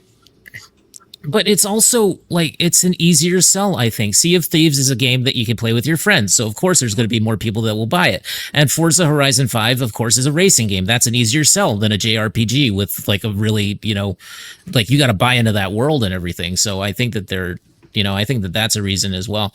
But I'm glad that they're releasing it multi-platform from now on. I think that that's a good thing to do in principle, but the actual execution of it has to be better, and I think that they have to adjust their expectations, especially when it comes to Xbox. They're not going to get major sales out of it. Yeah, and I've loved how no one at Xbox was clamoring for Persona for all these years. Yeah, they got it, and that just kind of all right. Yeah. CDPR talks about the Witcher 4 PS5 Unreal 5 tech demo. they're going to prioritize consoles this time around. They don't want to repeat the mistake that they did when they pushed it way too far on PC and had to downscale afterwards, which was the main suffering point for why the console versions were the way they were for Cyberpunk. This time focusing on consoles first and 60 frames per second. Though, the CEO openly admitted that trying to get 60 frames per second on the Series X will be Oh God, that's not gonna happen. extremely Oh my God, challenging. no. That's not gonna happen, dude. Oh, don't worry. Sony will have money-hatted that game away, too, from the Series S. Do we have? Was there any word on whether or not that demo that they had at the Unreal event was actually running with ray tracing and still doing It 60? It was, but they've said many times, this is a tech demo of what we can do when we're just making it. Obviously, it's going to be down eventually. Because even That's how you don't get Alien Colonial Marine. Oh god. Or you don't point blank lie like Guerrilla Games did with, which Killzone was that?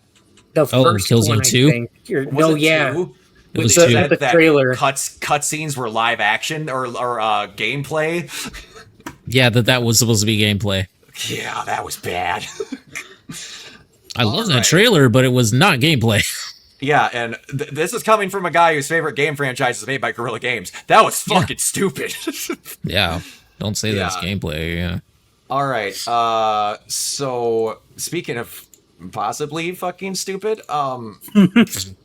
GameStop says its future isn't in games but trading cards.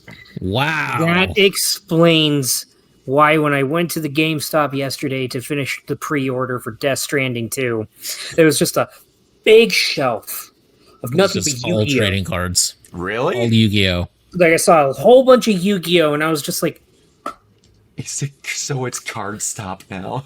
so it's Yep. Card It should Stop be now. Card Stop. Yeah, you want your Blue Eyes along with your copy of Mario Kart World, Yeah. and have our GameStop credit card. Yeah. Oh, absolutely. Yeah. I mean, Card, get it?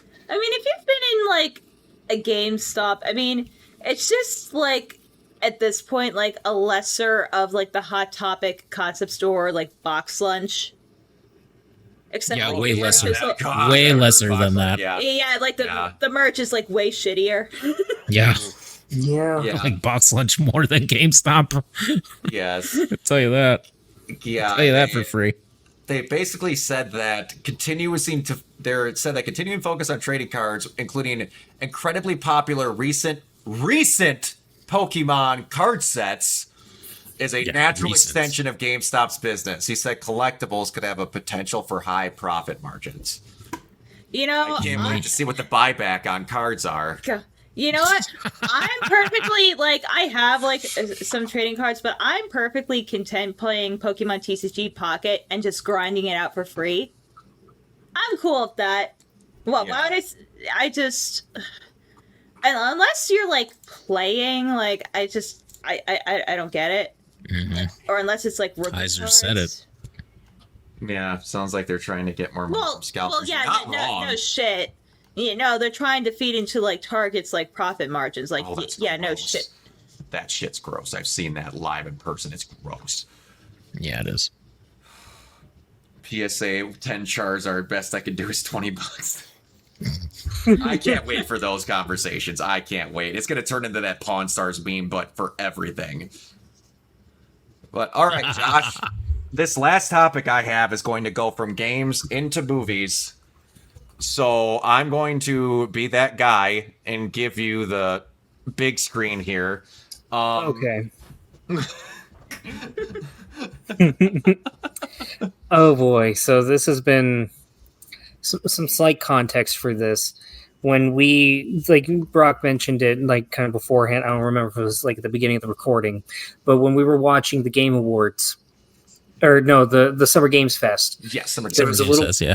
there was a little bit about Death Stranding 2 that I happened to not be there. That was my That was my leaving during the Final Fantasy VII performance. You didn't really miss much, though. Let me say, I know missed I didn't Aerith singing. miss You missed a couple of characters just being weird around each other. Well, either That could way, be a it was lot in like, Death Stranding, It could be Yeah, a it could lot. be. I don't know, but like the thing is, like with that, like they asked me, like Brock and Kiona asked me, like, what do you think this is? Yeah, And what I exactly gave is this? And I gave as earnest I of was an answer as I could have, with my limited knowledge, with my immense knowledge of Death Stranding and my limited knowledge of Death Stranding 2. And yeah, I think Brock said it went for like 20 minutes. And I had this great theory that the lady in the trailer was Norman Reedus' character's wife. Yeah. But then it turns out, oh, it's a different name. So all that I went on for 20 minutes was like, oh, well, I don't even know. Never mind then. I don't know what the hell is going on. Yeah. But that inspired them. And since Death Stranding 2, I don't know what the fuck is happening. and since Death Stranding 2 is now available on early access for some people, I'm getting a physical copy because I'm that kind of purist when it comes to video games still. Death Stranding 2 is launching this week. And I figured, especially with a lot of the news that's been coming out about Death Stranding's broader media like expansion, like I'm guessing you guys have discussed like at some point like the Death Stranding movie that's going to be made. Yes, Yep. movie The and I media believe empire. anime? Yep. It's an animated film from the writer of Raised by Wolves and Prisoners. Well, So- that sounds excellent. So yeah, like Death Stranding is able to get a lot of people, really great people, to come onto this world, to where the question arises, and I'm pretty sure even people that like Death Stranding have asked this question: what the hell is Death Stranding?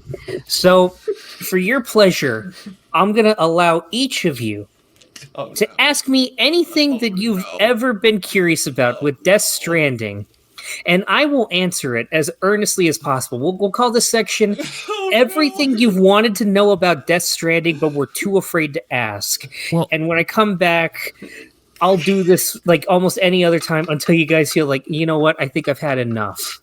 Based on Right. the around 4 hours of the game, of the first game that I've played, I think for me, it's just Norman Reedus's really intense walking simulator in which he does not have a motorcycle. And he also advertises his own show that is on AMC in the game itself. And there's lots of Monster energy drinks, and there's green army men that are in the shape of Death Stranding enemies, which is That is fantastic. That is So- an interpretation. Explain. and he uses the Princess- bathroom a lot. Explain Princess Beach. Okay. Here we go. Let me If you prepare can. myself for each of these. All right, Brock, that's your question with Princess Beach. Mike, do you have anything curious about Death Stranding that you're too afraid to ask? Where to even begin? I'm gonna go get a water. Is the president the president? I have a good one. This Why is, did I like, the yell best that in a question. Kiefer Sutherland you esque guys- voice? All of you guys' questions suck in comparison. Why is Go for it. Kojima? Why is Kojima? Okay. How is Kojima? Okay, Princess Beach. Why is Kojima?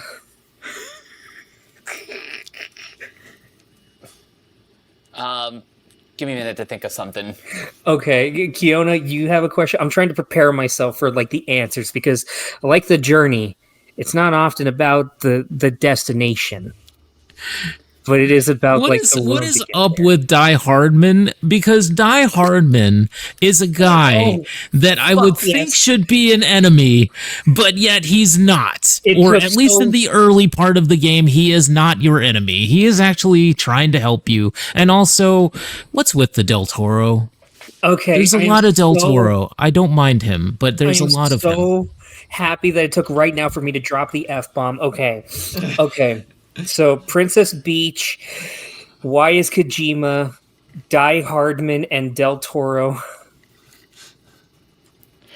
You know, do you still need a little bit to think about it, Mike?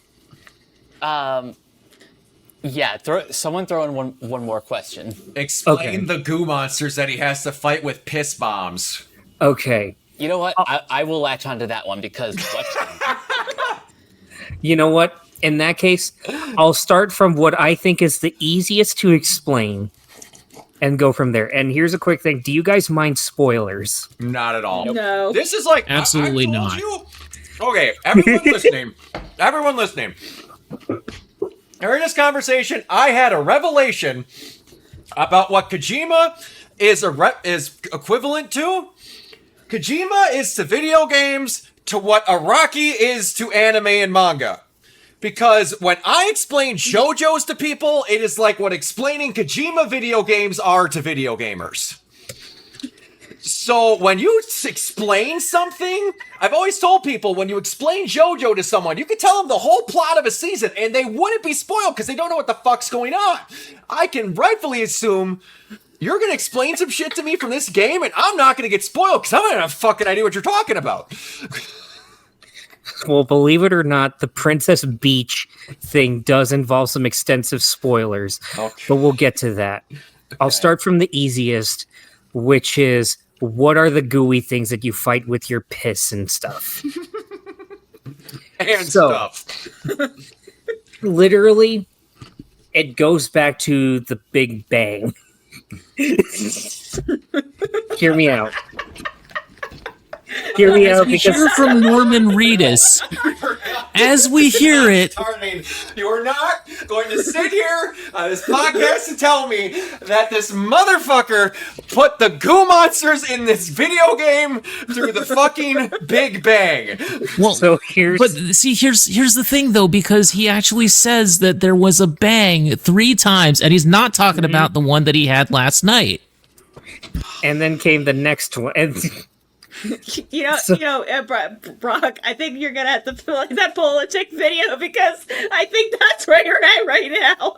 okay, Can't. here's the thing. There is an explanation. There better be a good edit of this. That's all I gotta say. So when it comes to the goo monsters, they are called BTs, also known as beach things, because when the Big Bang happened, there have been extinction level events that have struck the Earth.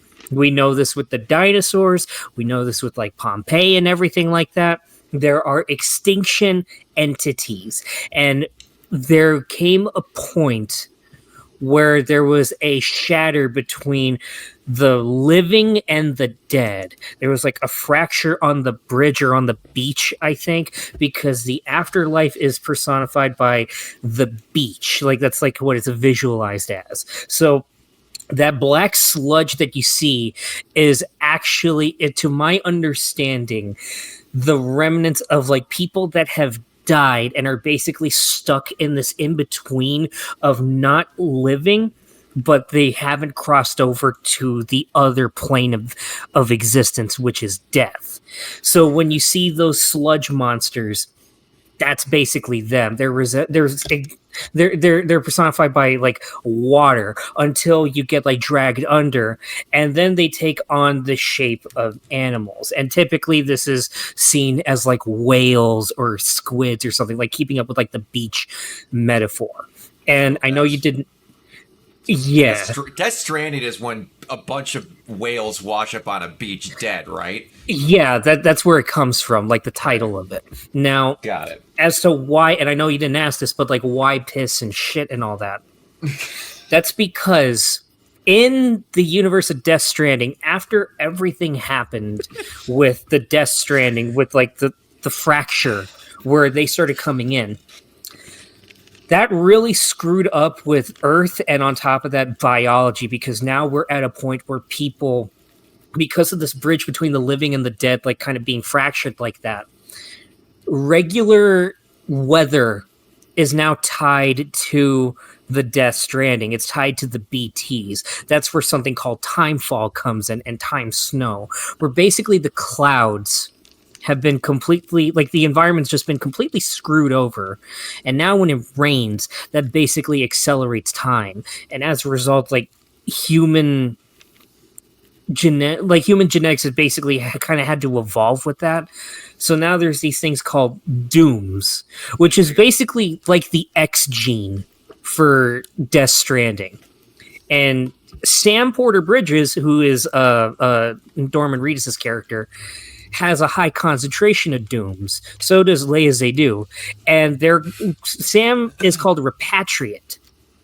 And as a result, since he's got these dooms, that means there's something unique about his blood. Now, in the game, they theorize, well, since you're a repatriate and you have the sensitivity to, like being able to detect the death, like the BTs, what if we tried experimenting with your bodily fluids? So when you take a shower or you take a piss or you take a shit, it will cut in your private room to like a shelf that fills up vials with your fluids. And then they turn into grenades and you can go out and just throw them at people. Now, the thing is, I've played this game twice, once on the PlayStation 4, once on the PS5. And I'm going to tell you right now, I think they're fucking pointless because there's only one thing that matters. Eventually, they come to the idea, what if we just use your blood? So then they convert your blood into grenades, and it works. And then they decide, well, shit, if we can make grenades out of your blood, what if we did that with bullets? Because I forgot to mention, this is very important and part of the game, you cannot kill anybody. Because if you kill somebody, that causes what's called a void out. And that's basically the equivalent of a nuke. Where if somebody dies, that brings the Death Stranding in, and then they try to fucking bring them over, but then that causes this whole like explosion. I can't explain it, but basically it creates a crater, and then that whole place is just flooded with BTs. It's like Chernobyl, but with like, I don't know, anime. And as a result, you cannot kill Put people. that on a t-shirt. It's like Chernobyl, but with anime. And you can't kill people. So with BTs, you can't just shoot a regular bullet at it because it's like trying to shoot a ghost with a gun. So you gotta shoot them with blood bullets, of course. Of course. So that explains the goopy things. I really Now- wish I was hot right now. I'm just saying that. Now let's get into the second, like the other easiest question. This is gonna get like more abstract as we go. Now, Kiona, you asked, what's with Die Hardman? What's with the Die Hardman, man? What's with the Die Hardman? I just don't know. Okay. What is he dying hard from? And then for Del Toro, I'll start with Del Toro because it's surprisingly easy. And I also it's not want it as to be- stupid. I want it to be on record that I'm eating a beef stick as we talk about Die Hardman. I thought that was appropriate. With Del Toro, he's called Dead Man. And he's called Dead Man because he primarily like deals with like, research for like health and all that. It's kind of an ironic thing. But he's also called Dead Man because he was technically a Frankenstein. Like literally, he doesn't have a heart. He doesn't have a soul or anything like that. He doesn't have his own beach to go to because the beaches are basically our own afterlives. We have our own separate beaches. So he's kind of forced to like imagine what other people's beaches are. And in essence, he's basically a dead man walking, a dead man. Now for Die Hardman. Die Hardman was a soldier in the military, and the thing is, he on multiple occasions was supposed to die, but he just could not die. He literally just fought tooth and nail, and somehow or another he always managed to get out of there. Now the thing is, that's because he had Mads Mikkelsen with him, but that's a whole other thing. Now, all of this wraps around because he feels like why he wears the mask is because he feels as if he should have died a long time ago, and he didn't want to expose who he was because he felt such shame about the fact that he's alive. And admittingly, it's one of the most heart-wrenching moments. There's a monologue that Tommy Earl Jenkins gives that it's on record. They did 2 takes of it, and they did it in pretty much one take, and that's the take that's in the game. He just breaks down, and it's hard. And let's see, he becomes the president, and He just slides past that he becomes the president. now I'm gonna put one thing in the private chat because I am saving this because I have my roommate in the other room that is making his way through, and I am not spoiling this for him. Okay. But if you want to know what Die Hardman's name is, I am typing it in the chat. Oh, and Lord. I need you to understand, I am dead serious when I send this. Oh no, I'm. I was close. Now, God damn it. let's see. So Yep. that explains Yep. that. Son of a bitch. That explains the dead man and the Die I hate him Hardman. so much. Okay. He's like he's what Kojima is with movie people is what Araki is with music. Now we come to Princess Beach. Okay. So this is near the end of the game, and the thing is, as much as we give shit with Kojima about how much he wants to be a filmmaker, and it's very obvious with that, he even said as much in his documentary. The thing is, he also understands video game structure, and he knows his shit with references. Yeah. He does. The whole game, you're connecting America, so that way you can head to, I believe it's Lake Knot City or Port Knot City. No, Edge Knot City, I think is what it's called. Yeah, it's one of That's those. another thing. There's a big motif in this game about the stick and the rope. The two things that humanity created, like for its survival, like early on in evolution. And you spend all this time connecting America, you get all these people to join, and finally you reach the point where you go to Edge Knot City. And when you go there, you discover that like Troy Baker, who's there, and he's basically Heath Ledger's Joker if he frequented DeviantArt. He's a domestic terrorist. Don't ask. It's a long story, really. And he kidnaps the new president because the former president, who is Sam's mom, she's old and she's died at the beginning of the game. So you have to basically succeed power to Sam's sister, Amelie Strand. Probably. Yeah. She says, "I'll be waiting for you on the beach." And the weird thing about Amelie is that she looks an awful lot like their mom, Bridget. Yeah, she does. Yeah. Trust me. Wait. His mom's name is Bridget. Yes. Yes, Is it it is. Sam's last name Bridger or Bridges? Bridges. His mom's name is Bridget Bridges. That's nothing. You haven't even exposed the level of insanity that is Amelie's name.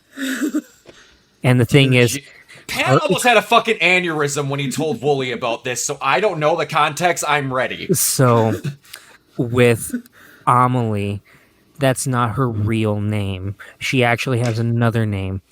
Her name is Amerigo Strand, named after Amerigo Vespucci, the man that named America.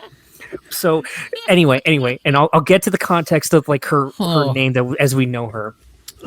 It's basically after you go to Edge Knot City and after you fight Tooth and Nail in one of the more intense gameplay segments, you fight Troy Baker, and it is brutal, it is great, and you have a Mortal Kombat Metal Gear Solid 4 fight. Don't ask, just roll with it. It's the only time it turns into a 2D side screen, like a 2D beat 'em up. What? And seriously, I'm not joking. I'm not joking. And then the fuck? It's you Tekken beat him, Force mode up in this bitch. and What it's the just hell? like Amelie's just like, "Hey, you did it," and then it's revealed. But it's Sam. Listen, you didn't like. I had this pretty much fully under control. Pretty much like Higgs. That's Troy Baker's name. You know, named after the Higgs boson particle, the God particle. naturally, as you would be. That's As one literally would how he be. introduces himself too. That he's named after the Higgs boson particle. That's his literal first words. Name's Higgs after the God particle, the boson particle. and then the title card comes up. Oh, But of course. yeah, Amelie's just like, it's good that you came here, Sam. I really wanted to see you, but I'm letting you know right now, you really didn't need to come here. I just really wanted you here because, I love you and all that stuff. I pretty much had this under control. Higgs was pretty much under my control. I was kind of in control of this. And then that's when it comes up like, so great. Like, just because like the fucking castle, like I'm Mario and you're Princess Peach. Great. Fucking great. And it's just like, but it's okay, Sam, because now we're at the end of the journey. In actuality, there's like maybe like 3 or 4 more hours left, but it's just like, so we do like we just go home. And she's just like, yeah, we go home like Mario and Princess Beach. And then it cuts to them frolicking down the fucking beach with this over the top sappy happy fucking music. And it's one of the few times that you see Sam just like, and then shit goes wrong, and then it turns out that Amelie is a extinction entity. I don't think I could ever play this game. I was waiting for you to say that I'm glad you're here. I had it under control, but your princess is in another beach. That's pretty much what it was. And yeah, Amelie is an extinction level entity, and that's the crutch of the game. And this is why I had to tell this before I get to why is Kojima, because Amelie is also a play on words. Don't. It is French. Okay. Yeah, it is. I'm a lie. God damn it. Oh no. Now Why and does then the at essence that strand point, stand for strand?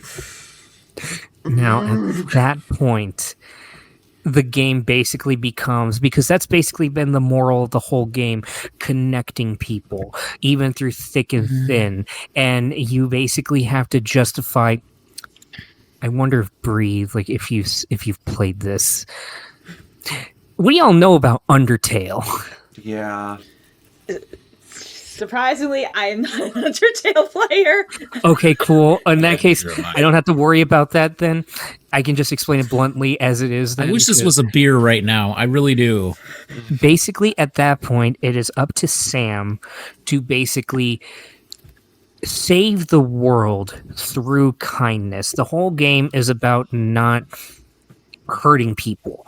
You go out of your way to not hurt people. Literally, they have action in it, but it's almost like it punishes you for trying to like just kill and speed through it. The game really rewards you for its patience and everything like that. So it gives you the option. Amelie basically gives you the option at that point, because when you go back to the world, everybody's just like, oh my god, shit's fucked. Sam, you need to get back over here now. We need to fix this. And then you do, and you're presented with Amelie, like basically because you're the only one that can basically like calm her down. And what you can do is either you can kill her and just kind of see what happens, but at least that stops it permanently. Or you can convince Amelie to basically hold off on the extinction, because Sam being in her life, having that love, because even though she was never a real person, she was still like the connection that they had was real. Because that's a whole other complicated thing. They basically like you're basically giving her proof that there is good in humanity. Now, why is Kojima? That is because contextually, after almost 20 years, maybe a little more, of just doing games about war and despair and death and everything like that, Kojima, seeing the rise of social media and everything like that, the whole likes and everything.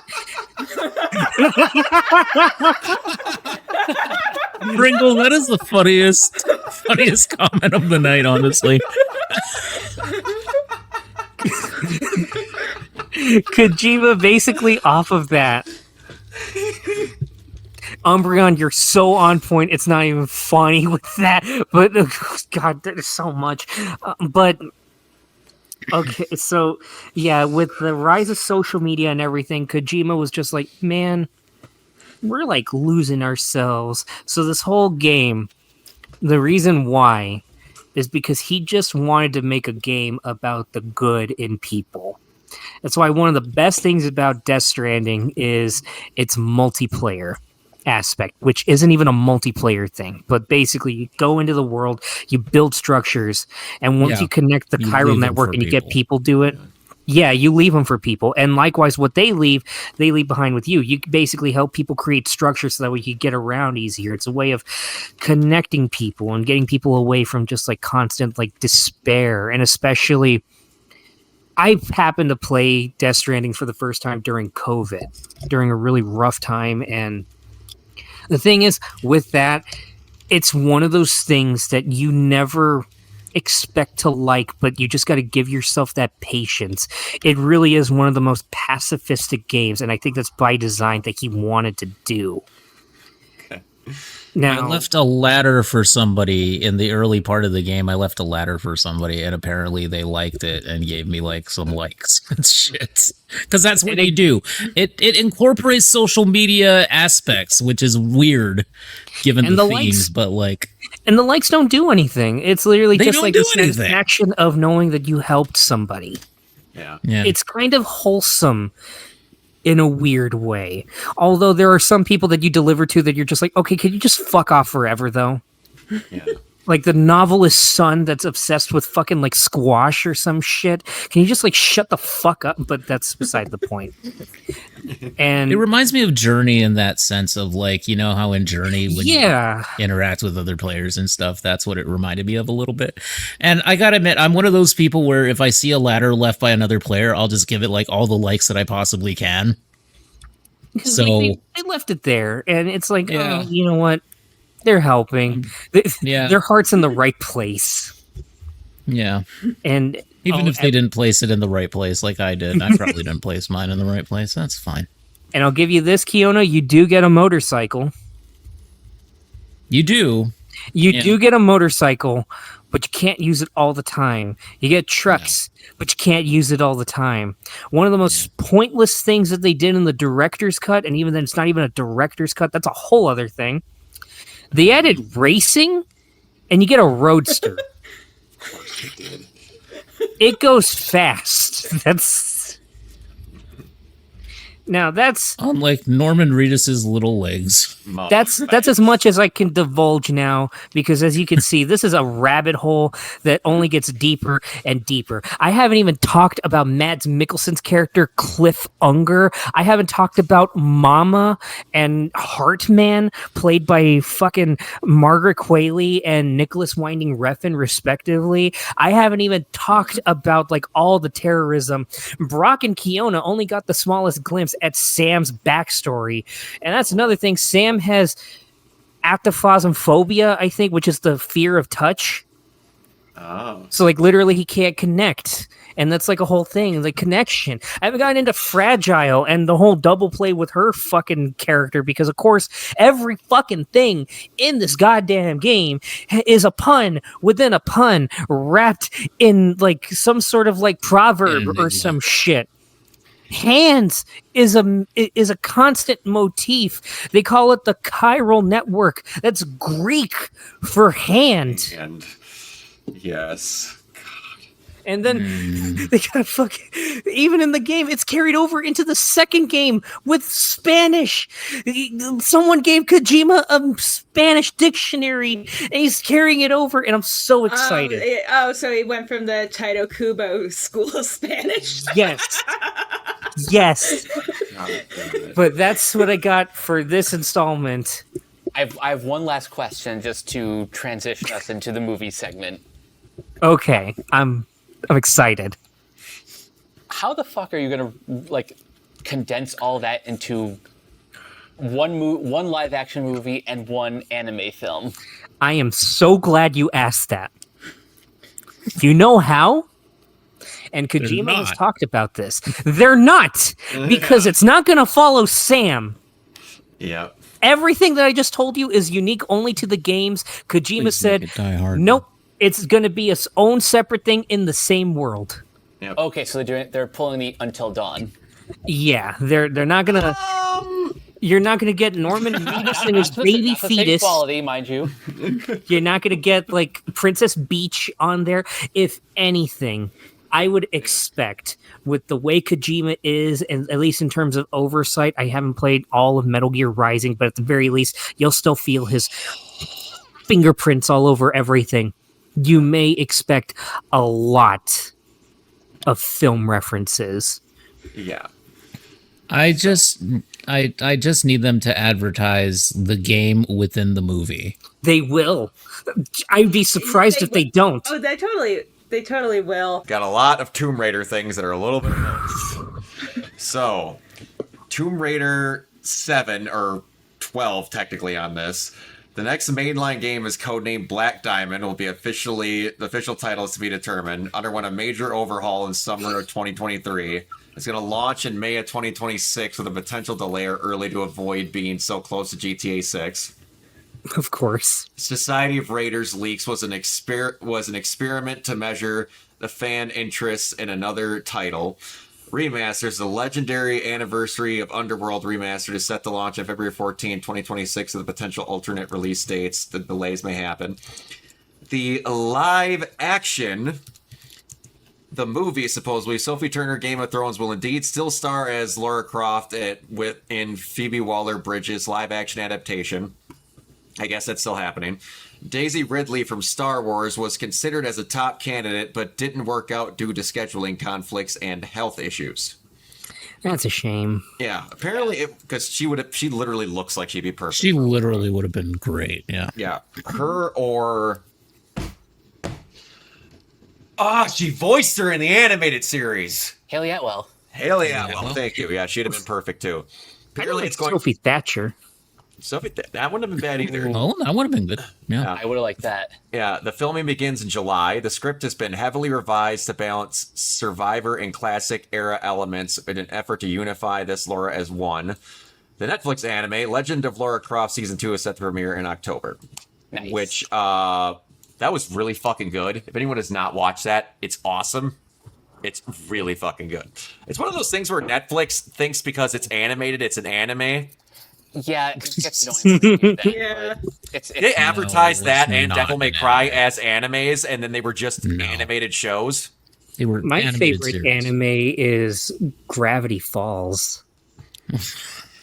My favorite anime is Cory in the House. Oh, you mean the best? Oh, you mean the goat Yes, of the all goat. anime? Neon Those Genesis, of all get out of time. here. Fuck your Cowboy Bebops. I've got Cory in the house. All right, moving on. Now, fully in movie news, Adi Shankar explains why DMC 2 Season 2 will be different and why Dante was nerfed in the first season.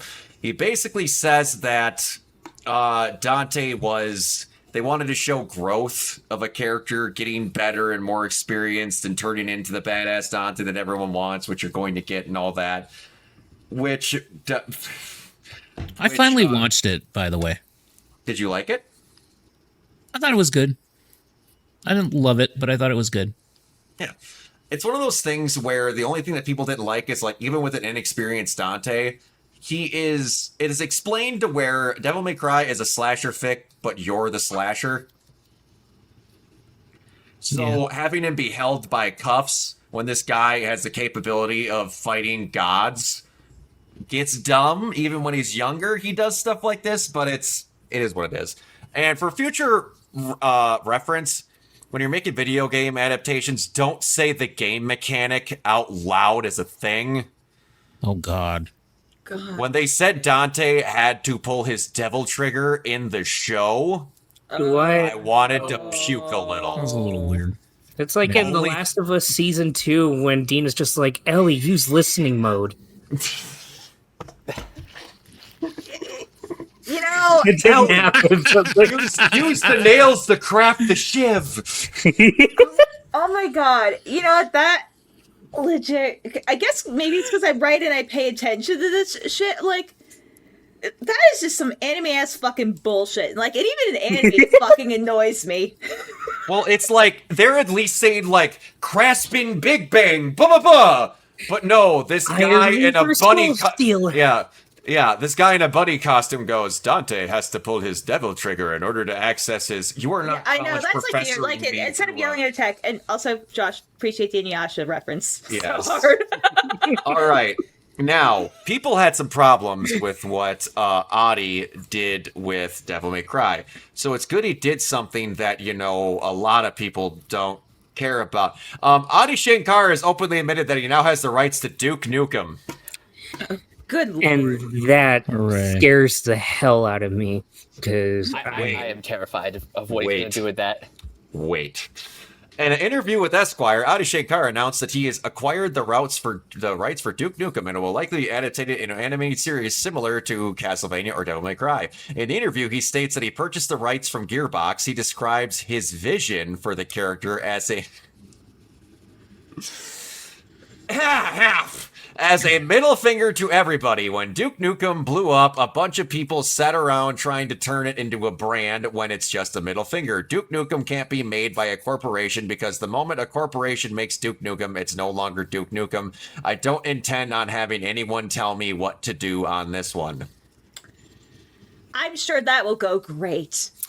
I think of like back in the day when Yahtzee from Zero Punctuation was actually approached by Gearbox because Duke Nukem Forever was taking so long to get out. Like they had to do some major restructure. Sorry. And they asked him to like, what would be your pitch for like the story for Duke Nukem? And basically, if I remember correctly, it was basically Ash versus Evil Dead, but with Duke Nukem. Like he was just this guy that was just that's not bad. chronically stuck in the 80s, and everyone else is just like, oh Jesus Christ, you're so fucking pathetic. But then like, the aliens come in and he's got to kick ass, and it's ultimately like, but this is why he does what he does. And even though it's cringe, like he's still cool and everything like that. Like it was more, self-effacing that like, hey, times have changed and this character is a relic of the past, but also like there's still a place for something like that. And just how Gearbox rejected it because they're like, we can't have Duke Nukem be pathetic or something like that. And now I'm worried that Adi Shankar, even though I really like Castlevania from the first 2 seasons that I saw, I haven't seen the others. I'm really scared what he's going to do to Duke Nukem because after seeing like the connection that he has with Asmongold, I'm really worried of his take on Duke Nukem being like an Andrew Tate kind of thing. Oh God. And I swear to God, I hope to God that this is fake. Didn't he also roast Apogee Entertainment? Like on Twitter, calling it like Apache Entertainment is a better name. In fact, that's like a helicopter. Whoa! Like he's freaking Mordecai and Rigby, but with less brain cells. If he did, I didn't see it. He very well could have. I do not have him on any social medias. Anyway, moving. Whoa! What the hell just happened? Okay. Anyway, moving on to something that makes me less queasy. James Gunn, we got a lot of comments from James Gunn here that we're going to go through, so I'm sure Umbreon is very happy. James Gunn in response to a Snyder fan arguing people to spoil and review bomb Superman. I think we will survive. I'm not sure the 8 people that listen to that guy are going to impact the course of events. Nice. I appreciate the fact that he just nipped that in the bud instantly. Yep. James Gunn calls out people who say that the Batman 2 is canceled. It's not canceled. We don't have a script. Matt's slow. Let him take his time. Let him do what he's going to do. God, people are mean. Let the man do his thing. Listen, Matt's slow, okay? We knew this going in. Yes. He's got stuff going on. James Gunn says his Superman is quote-unquote beatable. I see the online things, who beat whom, Homelander or Superman or fucking whatever, and I'm like, this is the fucking stupidest fucking conversation. So then whoever would win in this fight means they're the best, because I'll just go out and write God-Man, who can destroy you with a wink, but I don't think I want a Superman who can punch planets, so he's a little less powerful. A lot of people are like, I like Batman better because he can actually be beat. I get that. So we have a Superman that can be. So basically, he came up with the Superman from the first season of Justice League, who got his ass kicked in every episode. Yeah. Yeah, but he was still Yeah. a great character. Exactly. Yeah. Because and like that's also the Superman that turns into the World of Cardboard speech at the end of Justice League, which I still think to this day is my favorite thing Superman says in anything. Mm-hmm. That World of Cardboard speech is fucking fantastic. Yeah. All right. James Gunn confirms that the Brave and the Bold movie is still in development. Batman's my biggest issue in all of DC right now. Personally, I'm working with the writer of Batman and trying to get it right because he's incredibly important to DC. And I think what he kind of said is like trying to nail a tone for Batman is really hard. Yeah. Because if that's you're what going he to was try and talking do about. both, it's very hard to do. Like getting both sides of his villains in one thing. Yeah. There is a way to do what he wants to do with Batman without turning him into something like Adam West. Oh yeah, really- absolutely. And really, it is just following the DC animated universe. It is, Yep. which James Yep. has said multiple times as his template for how he wants to handle things. Like either that or maybe look at like what's his name? Not Matt Wagner. Who the hell wrote Kingdom Come? That was wasn't that Mark Waid? Mark Wade. Mark Mark Wade. Like Mark Wade is really good at like kind of like striking that balance of like dark but also like pulpy fun. Yeah. Oh, absolutely. Just tone down the bat dickery. Yeah. I mean, you can have him have a great bat dick, but you know, I mean, No, I'm not talking about his dick. He doesn't Talking have a about- good dick. That's the talking reason about- why he's frustrated. Talking about Tom's One of the many tater, if you know reasons. what I mean. but remember, as long as Batman doesn't eat anyone out, superheroes don't do that kind of thing. God. As long as he has One of sharp the- We all repellent. forget That's about why that. his marriage didn't happen. As long as he has shark repellent. Here's the thing. I want to bring Yep. this up. I actually rewatched that the other day. Everyone gets this wrong. Because it's not bat shark repellent. He grabs it from the helicopter he jumps into. That random helicopter had shark repellent. It's not Batman's. So some human being who's not Bruce Wayne came up with spray shark repellent. Which makes it even better, in my opinion, that Yeah. Batman didn't come up with it. Someone else did. He just stole it. It's All right. beautiful. Is you just can't get rid of a bomb. It's so good. I don't think we're ever going to have a thing where Adam West is talking to Jim Gordon and he picks up the phone as Batman, hangs it up, and then picks up the phone as Bruce Wayne with the exact same voice on the same phone. It's so good. All right. So, sources say that Sony is currently exploring the acquisition of WB S&S once the split is made. Includes by division Sony Pictures, HBO Max, HBO Warner Brothers Animation, Pictures, New Line Cinema, and their video game division. There's rumors, but the rumor is kind of budgeted down to just their video games, supposedly. But the big rumor is that once that thing actually splits, that they're looking to vulture some of that shit off if made available. Yeah, and they don't have a big streaming service, so if they somehow sell off HBO Max, I can Oh see- my They God. just got it back. they just got it back. Zaslav is full of good decisions. Speaking of good decisions, if anyone doesn't have any comments on that, Oh, No. on the possible Sony buying anything from them. can they even afford to do this? Their cap for this year hasn't even been touched, and depending on what they sell it for, I don't know. They don't care much about their gaming division. They might just sell that off for a couple of pennies, if I'm being really honest with you. I could you honestly got a see them point. selling it off for. And there's two people in this room who beat the Suicide Squad game, Yep. and I beat it because he talked me into it. Yep. I'm telling you right now, you know what? At the very least, Sony's got PlayStation. You know what? Justice League or no Teen Titans game from Insomniac? I'd buy the shit out of that. Oh hell yeah. All right, now we're cooking. Or, Give me- or a What do you question think? game from fucking Naughty Dog. I was about to say that exact same scenario. We just brain melded. I would buy the shit out of that. My joke could finally happen that I did in the Blue Beetle video. Detective Chimp goes bananas. God. Jesus Christ.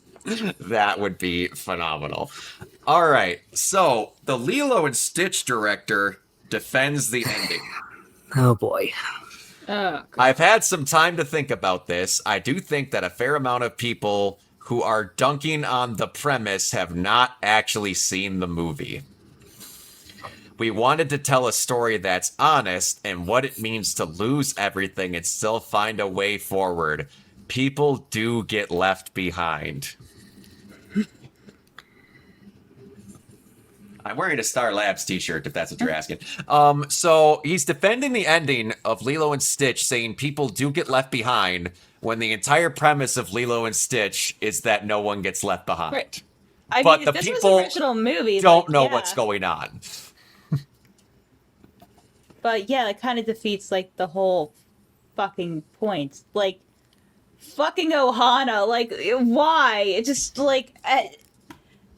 Look, first of all, the live action Lilo and Stitch trailer, that was probably like one of the few times I saw a trailer, and I literally felt nothing.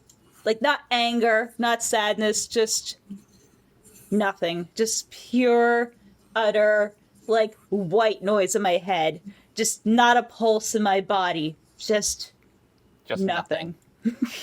You and I are kind of on the same boat with that, Bree, because I know exactly what you mean. And I was open to the idea of a live action Lilo and Stitch. Because here's the thing, I actually have it right behind me. Like, I've met Chris Sanders. He's a great dude. I bought this print from him like a couple of years ago, and we were like chit-chatting for a few minutes. I'm happy he's getting his bag with Stitch. Like, good for him, my guy. But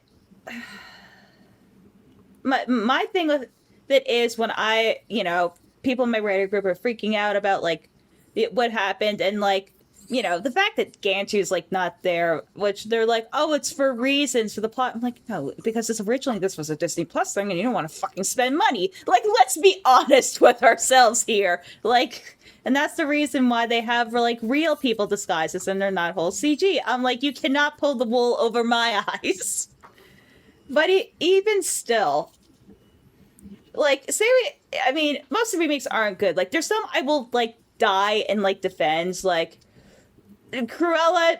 I think it's fast. Like, I find that it's fun because it's like, if it was just the one, but it's our third adaptation of 101 Dalmatians, and at least it tries to be a little bit edgy. Like, it has an identity. It got that punk aspect to it.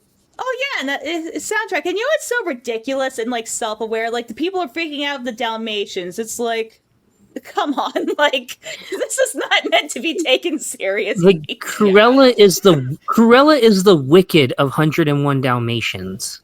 It's pure Cruella propaganda, and I'm here for it. Yeah, it's that, and I'm like, honestly, and this is gonna send me to adult Disney fan hell, but I think Jungle Book 2016 is a better movie than the original. I'm sorry, but I agree with no, that. I'm correct. Because everyone's like, oh, it's Walt's last movie. I'm like, no, if things were getting fucked up, he's like, Walt was like, love a cigarette. I fucking guess. But anyway, the reason why I bring all that up is those movies all have like an identity. This movie just seems embarrassed of its source material, even though like that movie was one of the few bright spots that Disney had in the early 2000s.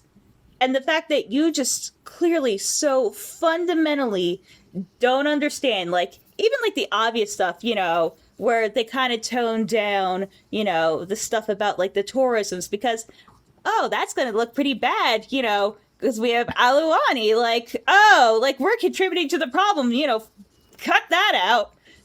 But just the fact that you have to like defend this, like, it just shows that you have zero understanding of the thing that you're trying to adapt. Like, you're just being different for the sake of being different. Like, what was the point? I mean, other than money for this remake, like, what were you trying to say about, the concept of like family and sacrifice? You just, I'll yeah. add on that because I'll admit, like with that, and I saw Mike, you had actually talked about this a while ago, like on the chat, that's not the full quote. Yeah. Let me see if I can find the full. Well, I honestly, I got the quote full doesn't quote matter. right Like, here. You want me? you have Like, it? let me just send it to you because I sent this with Gwen because Gwen is feeling a whole thing about the movie, and I understand to an extent, but I wanted to hear like the full quote in its context. I'm just sending it in the zeroing out, but even still, like, just presented like what you have, it just shows that you just don't understand the story that you're adapting. Like, you're not like adding to it or like being like different. Like, even the Kenneth Branagh like Cinderella added like some depth and like some nuance. This and literally that movie takes made me away. fall in love with them. Like it's the first movie that made me like love the prince in particular. It was basically like a Jane Austen Yeah, yeah. Because Disney. here's the thing: when the Disney, like, they didn't even start out as remakes. Like, because I remember when they originally marketed, they were like reimaginings, like Alice in Wonderland. Obviously, it's not, other than the flashbacks connected to the animated movie. Maleficent is a reimagining. Cinderella reimagining. They all started as reimagining. Where I feel like the turning point The is Jungle Book, clearly, you think? yeah, the Jungle Book, because they were like, oh, wait, we could make more dark and like gritty versions, and just this thing of like, oh, we have to overcorrect and we have to make this ultra real because cartoons are for fucking babies. Am I right, guys? Yeah. Right. I'm not going to read this whole thing, but Animated is I'll stupid. at least do the first paragraph. So when you adapt something, whether it's from a book or even an animated feature, there's always a challenge in what gets left in and what gets changed. And so the internet has had its opinion of the ending. Can you address your decision behind the ending? Okay, so I've had some time to think about this. I do think that a fair amount of people who are dunking on that premise have not actually seen the movie, and they write me stuff that is clearly wrong. They get the beats of the story wrong. But when you see it, doesn't feel that way at all, and you see the intent of the actual filmmaking. So there are two larger conversations going on that led us towards that ending. We wanted to expand the meaning of Ohana and ground it in traditional Hawaiian values of collectivism, extended family, and community. Chris, who's Hawaiian, made a really important observation about the original early on in our discussions. He didn't buy that the two orphan sisters would just be left to fend for themselves. He said neighbors, church groups, aunties and uncles, all these people would step in. That's just the Hawaii I know and grew up in. And then it goes on for a little while longer. But I'm gonna be honest with you. It got worse the more he talked about it. really? Because he's saying, yeah, everyone would chip in to make sure she's being taken care of. Your auntie, your uncle, this and that. And then it turned into, no, fuck it. Child services could go ship her off. And he That then actively made the quote worse the more he said.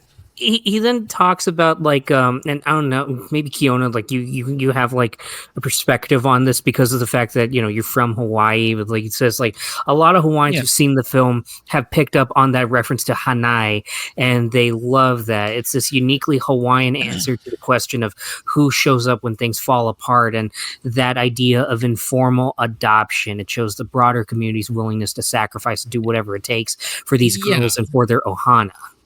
Okay, sure. But here's the thing, though. You don't do that as an excuse to just leave your family behind. You know what I mean? Oh, and hey, Kiona, one other thing about you living in Hawaii that we talked about in the other subject. So she goes to America because she needs to study marine biology. Noah's a really big literally subject. located in Hawaii, guys. Like, she can go there, she can study all the marine life that she wants, because guess what? You're surrounded by a fucking ocean. It's everywhere. I'm So, going to be honest with you. yeah. With shit like this, people didn't see the full story beats. That quote more in context makes it Oh, yeah, worse. no, Because it agreed, sounds it like makes it he worse. didn't get the story beats. They helped Listen- him by shortening that quote. So, like, what they're saying about Hanai and all that stuff, like, that's true, because in Hawaii, everybody is your auntie, everybody's your uncle. I mean, I've had kids that I don't know from Adam come up to me and call me uncle, because that's just what you do there. It's part of the traditions, it's part of the lifestyle and all that stuff. I don't particularly like to be known as an uncle, but anyway, that's fine, except by my niece and nephew. They're okay. But I mean, like, yeah, so I get what they're saying, but also at the same time, I don't think it's. Yeah, exactly. Like, child services acts as an extended family, which is not true. That is the government literally coming to steal away your kid or whatever. Which I is mean, a giant problem Hawaii suffered for a long time, right? yep. Yeah, right. And like it just, and this just tiptoes, the whole, ratsness of like colonialism and like, it's Disney contributing, to the problem. Like, this is like a really fancy way of saying, hey, this is like bad. Like, I'm not saying that they shouldn't have remade like Lilo and Stitch. Like, I get it. And you know what? Lilo and Stitch has been milked since day one. That's not my problem with it. My problem is that the story, even in these explanations, it's executed like shit. How are you justifying these choices? Like, you're explaining the choices that you made, but in the text of what is happening, as an audience member, how are you justifying those choices? And I don't think you fucking can. No. No, I don't think you can either. No. No, God, that's the first time where the full context of a quote actually made me hate the quote more. God. All right. Anyway, moving Sometimes on. it really is about the context. I'm sorry for like plowing that in right No. there, but like It's fine. I was curious to see fine. like what the discussion would be, because I did look up the full quote a while back and I was just like, huh. No, that's perfectly fine. I never mind it. All right. Disney and Universal are suing an AI company, Midjourney, for alleged copyright infringement. Midjourney is a Yay. bottomless Oh, hell pit of yeah. plagiarism. Piracy is piracy. Disney and Universal doing a good thing. Thank fucking God. You know what my favorite part for that in the initial documents is the legal definition of Shrek. Like, in their court documents, What? there is a legal definition of Shrek. Well, I gotta fucking find this because I laughed because there is You're a hot telling me- 5 minutes in college I Dying. thought about being a lawyer. I have to do this now because you said this. You're telling me What is the legal definition of Shrek? Dictionary. Shrek has made his way into the American legal system? Yes. Oh, It's baller. here. Oh my. Oh, you found it? So baller. What is the I legal know- definition? No. I typed it into Urban Dictionary. Oh no. Oh no. Don't tell me that. It's not as bad as what you think, but this is not what I was expecting. Oh, okay. I found the Blue Sky. I have the actual legal Shrek is definition. Shrek, see? Shrek is our Lord and Savior. Shrek is love. Shrek is life. Oh, but No, here, I ain't gonna argue with it. Here, I'm actually gonna go. Here, let me just get it up. I'm just gonna save the image to download. Say just that so out of it's super big. context. Anyway, Anyway, here is, for those at home, the legal definition of Shrek. Shrek's namesake. large, bald, dull green ogre with a broad, round face, brown eyes, highly distinctive, trumpet-shaped ears. Shrek typically wears crude clothing consisting of canvas-like shirt, leather vest, and brown leggings. Trumpet-shaped ears. Yeah, they're not wrong. They aren't that, Technically, and no. I kind of hate that I never realized they were shaped like trumpets until now. What the fuck? That's beautiful. I know. I love democracy. I want to hug love the lawyer who democracy. wrote that down. I'm like, I just want to hug you and just say thanks. I just love the Here's a biggest- moderately sized basket of fruit. All right, good God. Meat. I'll send you some Christmas meat. Best I can do. Yeah. The best I could get you is mud from my swamp and an all Star Trek. Netflix is developing a pro wrestler drama series named Tuesday Night Titans. The series will follow a tenuous writer who risks his career in the big leagues to recruit her estranged childhood best friend, a jobber, on the indies to join the same behemoth company they idolize for their youth. Their destinies become entangled as a battle. They battle personal demons, ruthless colleagues, and their complicated history in the industry where kayfabe is a Oh my god. Did they literally use this? Yes, isn't confined to the Shut ring, up. but bleeds into every aspect of their life. Shut the fuck up, Netflix. You don't know shit.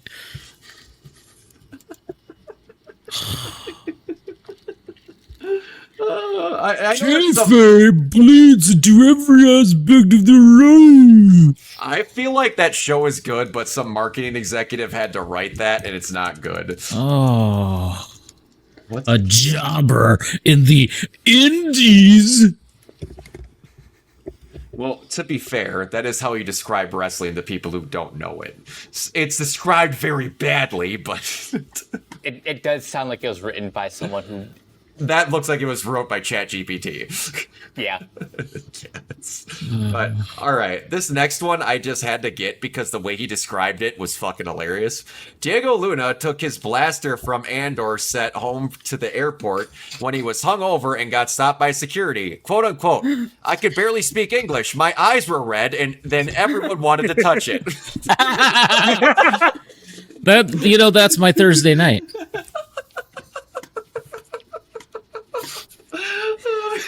I love everything that comes out of Andor. Just like Jobber isn't Scottish slang to my knowledge. Jobber is a person who jobs out to people in wrestling like they lose all the time.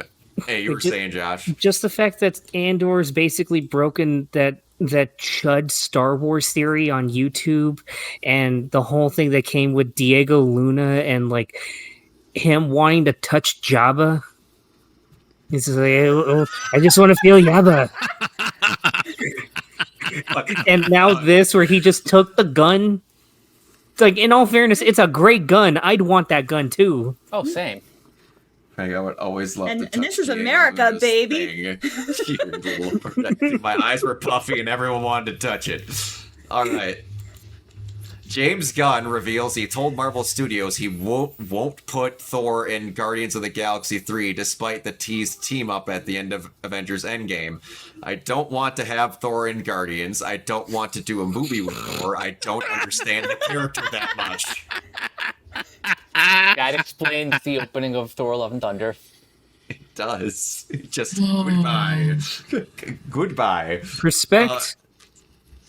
Yeah, if you don't know it, don't Yeah, write it. no, I get it. mean, honestly, that would have made that movie insufferable. Like, I'm sorry.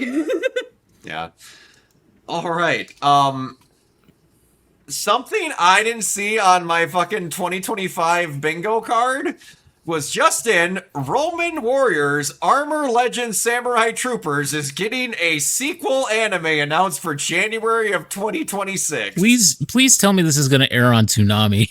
I fucking hope God, so. Do you remember what that Like the original Toonami thing. intro on Toonami sounded like? Yes. It was the most American thing I've heard in my entire Ronin Warriors. It's such an old show too. Like it's crazy. The original anime aired from April 1988 to March 1989. Those designs were sick as fuck, though. They were. Yeah. I can't Yeah, they wait to were. see that properly. And Oh like, man, 80s and 90s anime was where it's at for designs and shit. Yeah. Oh, yeah. But the worst part was I can't remember which one of the warriors it was, but his command to turn on his armor was flare up.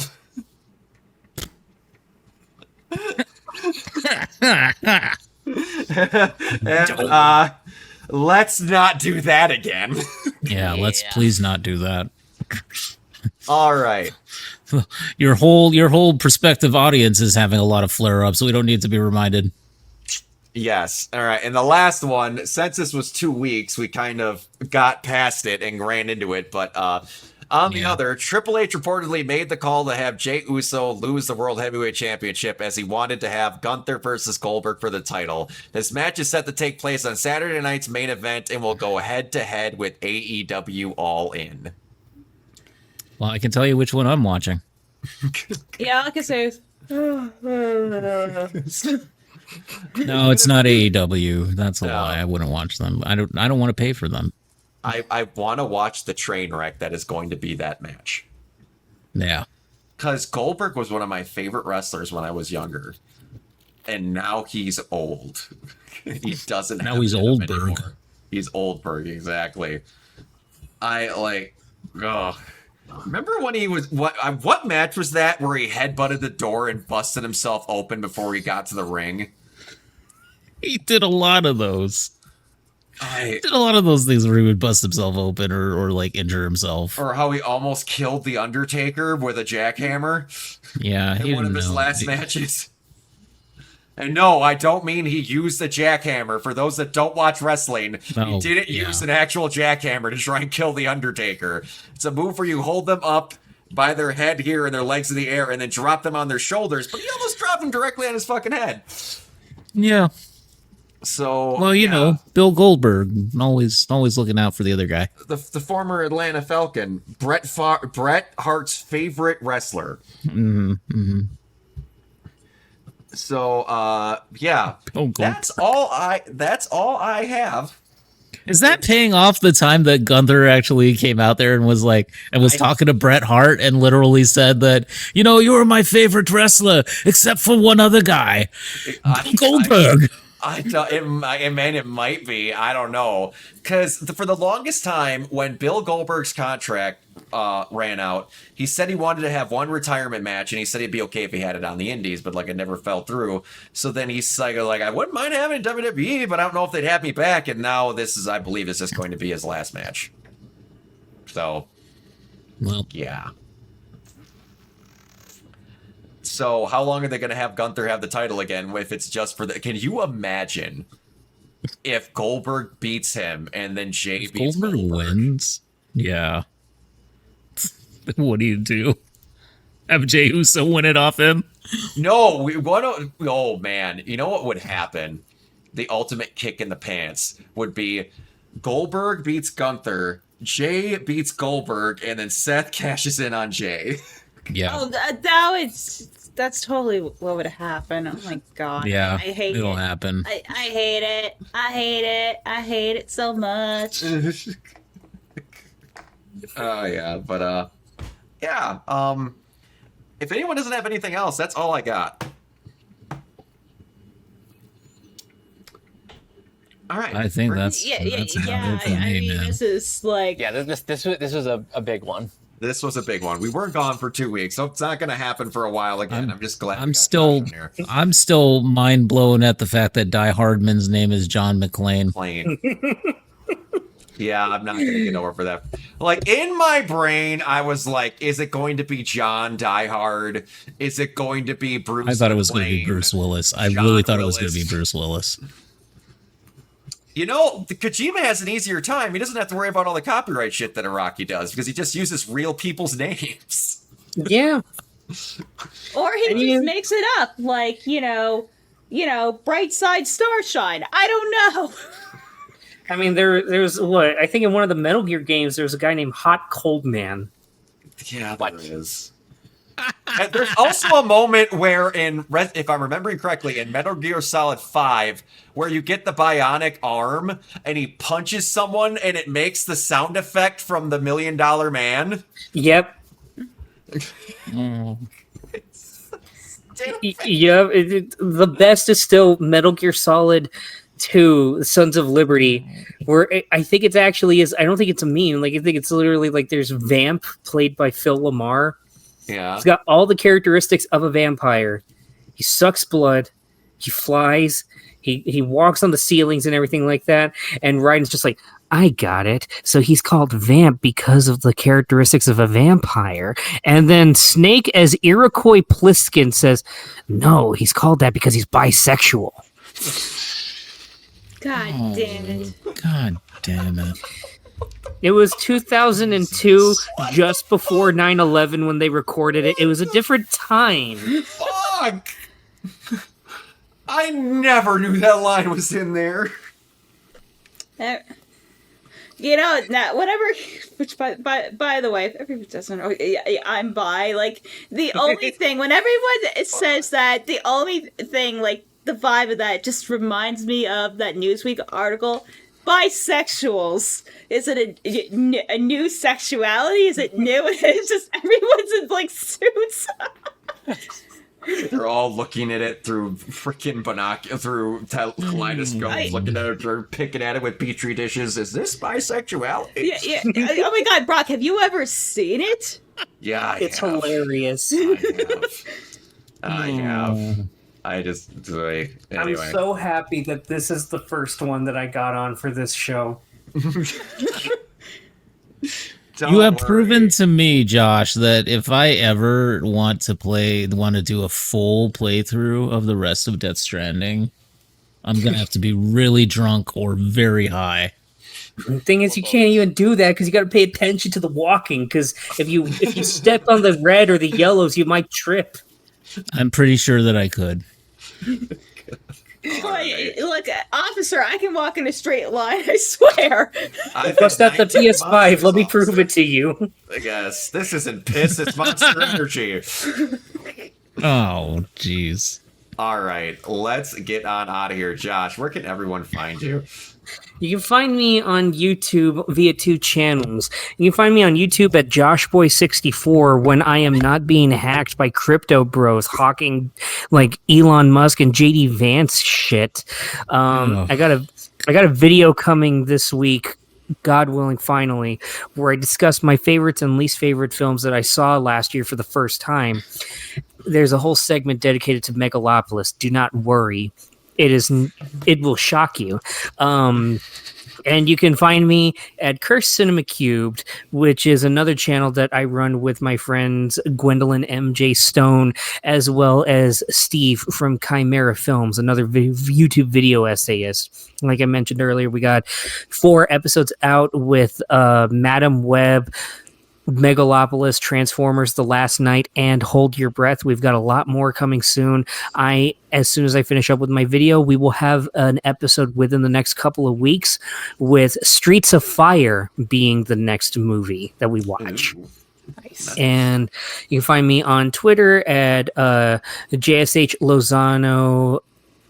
You can find me on Twitter via something. I had to create that. Via something.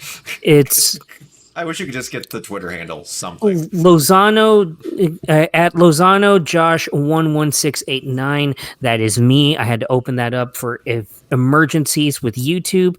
And you can find me on Blue Sky, which is where I'm primarily at right now, which is jshLozano.bluesky.social. And you can find me in the Renegade Pop Culture socials as well. Absolutely. Kiona? You can find me on the Twitter at Neoplasmic24. You can also find me on Instagram and Threads at Neoplasmic81, and also on Twitch and Blue Sky at Neoplasmic. Alrighty. Bree? If you should desire to find me, I don't know why you would. I mean, unless you just want a life of adventure, you can follow me at crazylemur.bsky.social. I'm also on Instagram at lemurs01, trying to post more personal art, and just be better, controlling the social media. Also, if you just want to hear me and my friend Gio just be like idiots and just make catty jokes and share our love of cinema, give our podcast League Crap a follow. New episodes coming out soon. It's a girthy one about Rainbow Bright. Girthy. This will be rather veiny. Mike, where can everybody find you?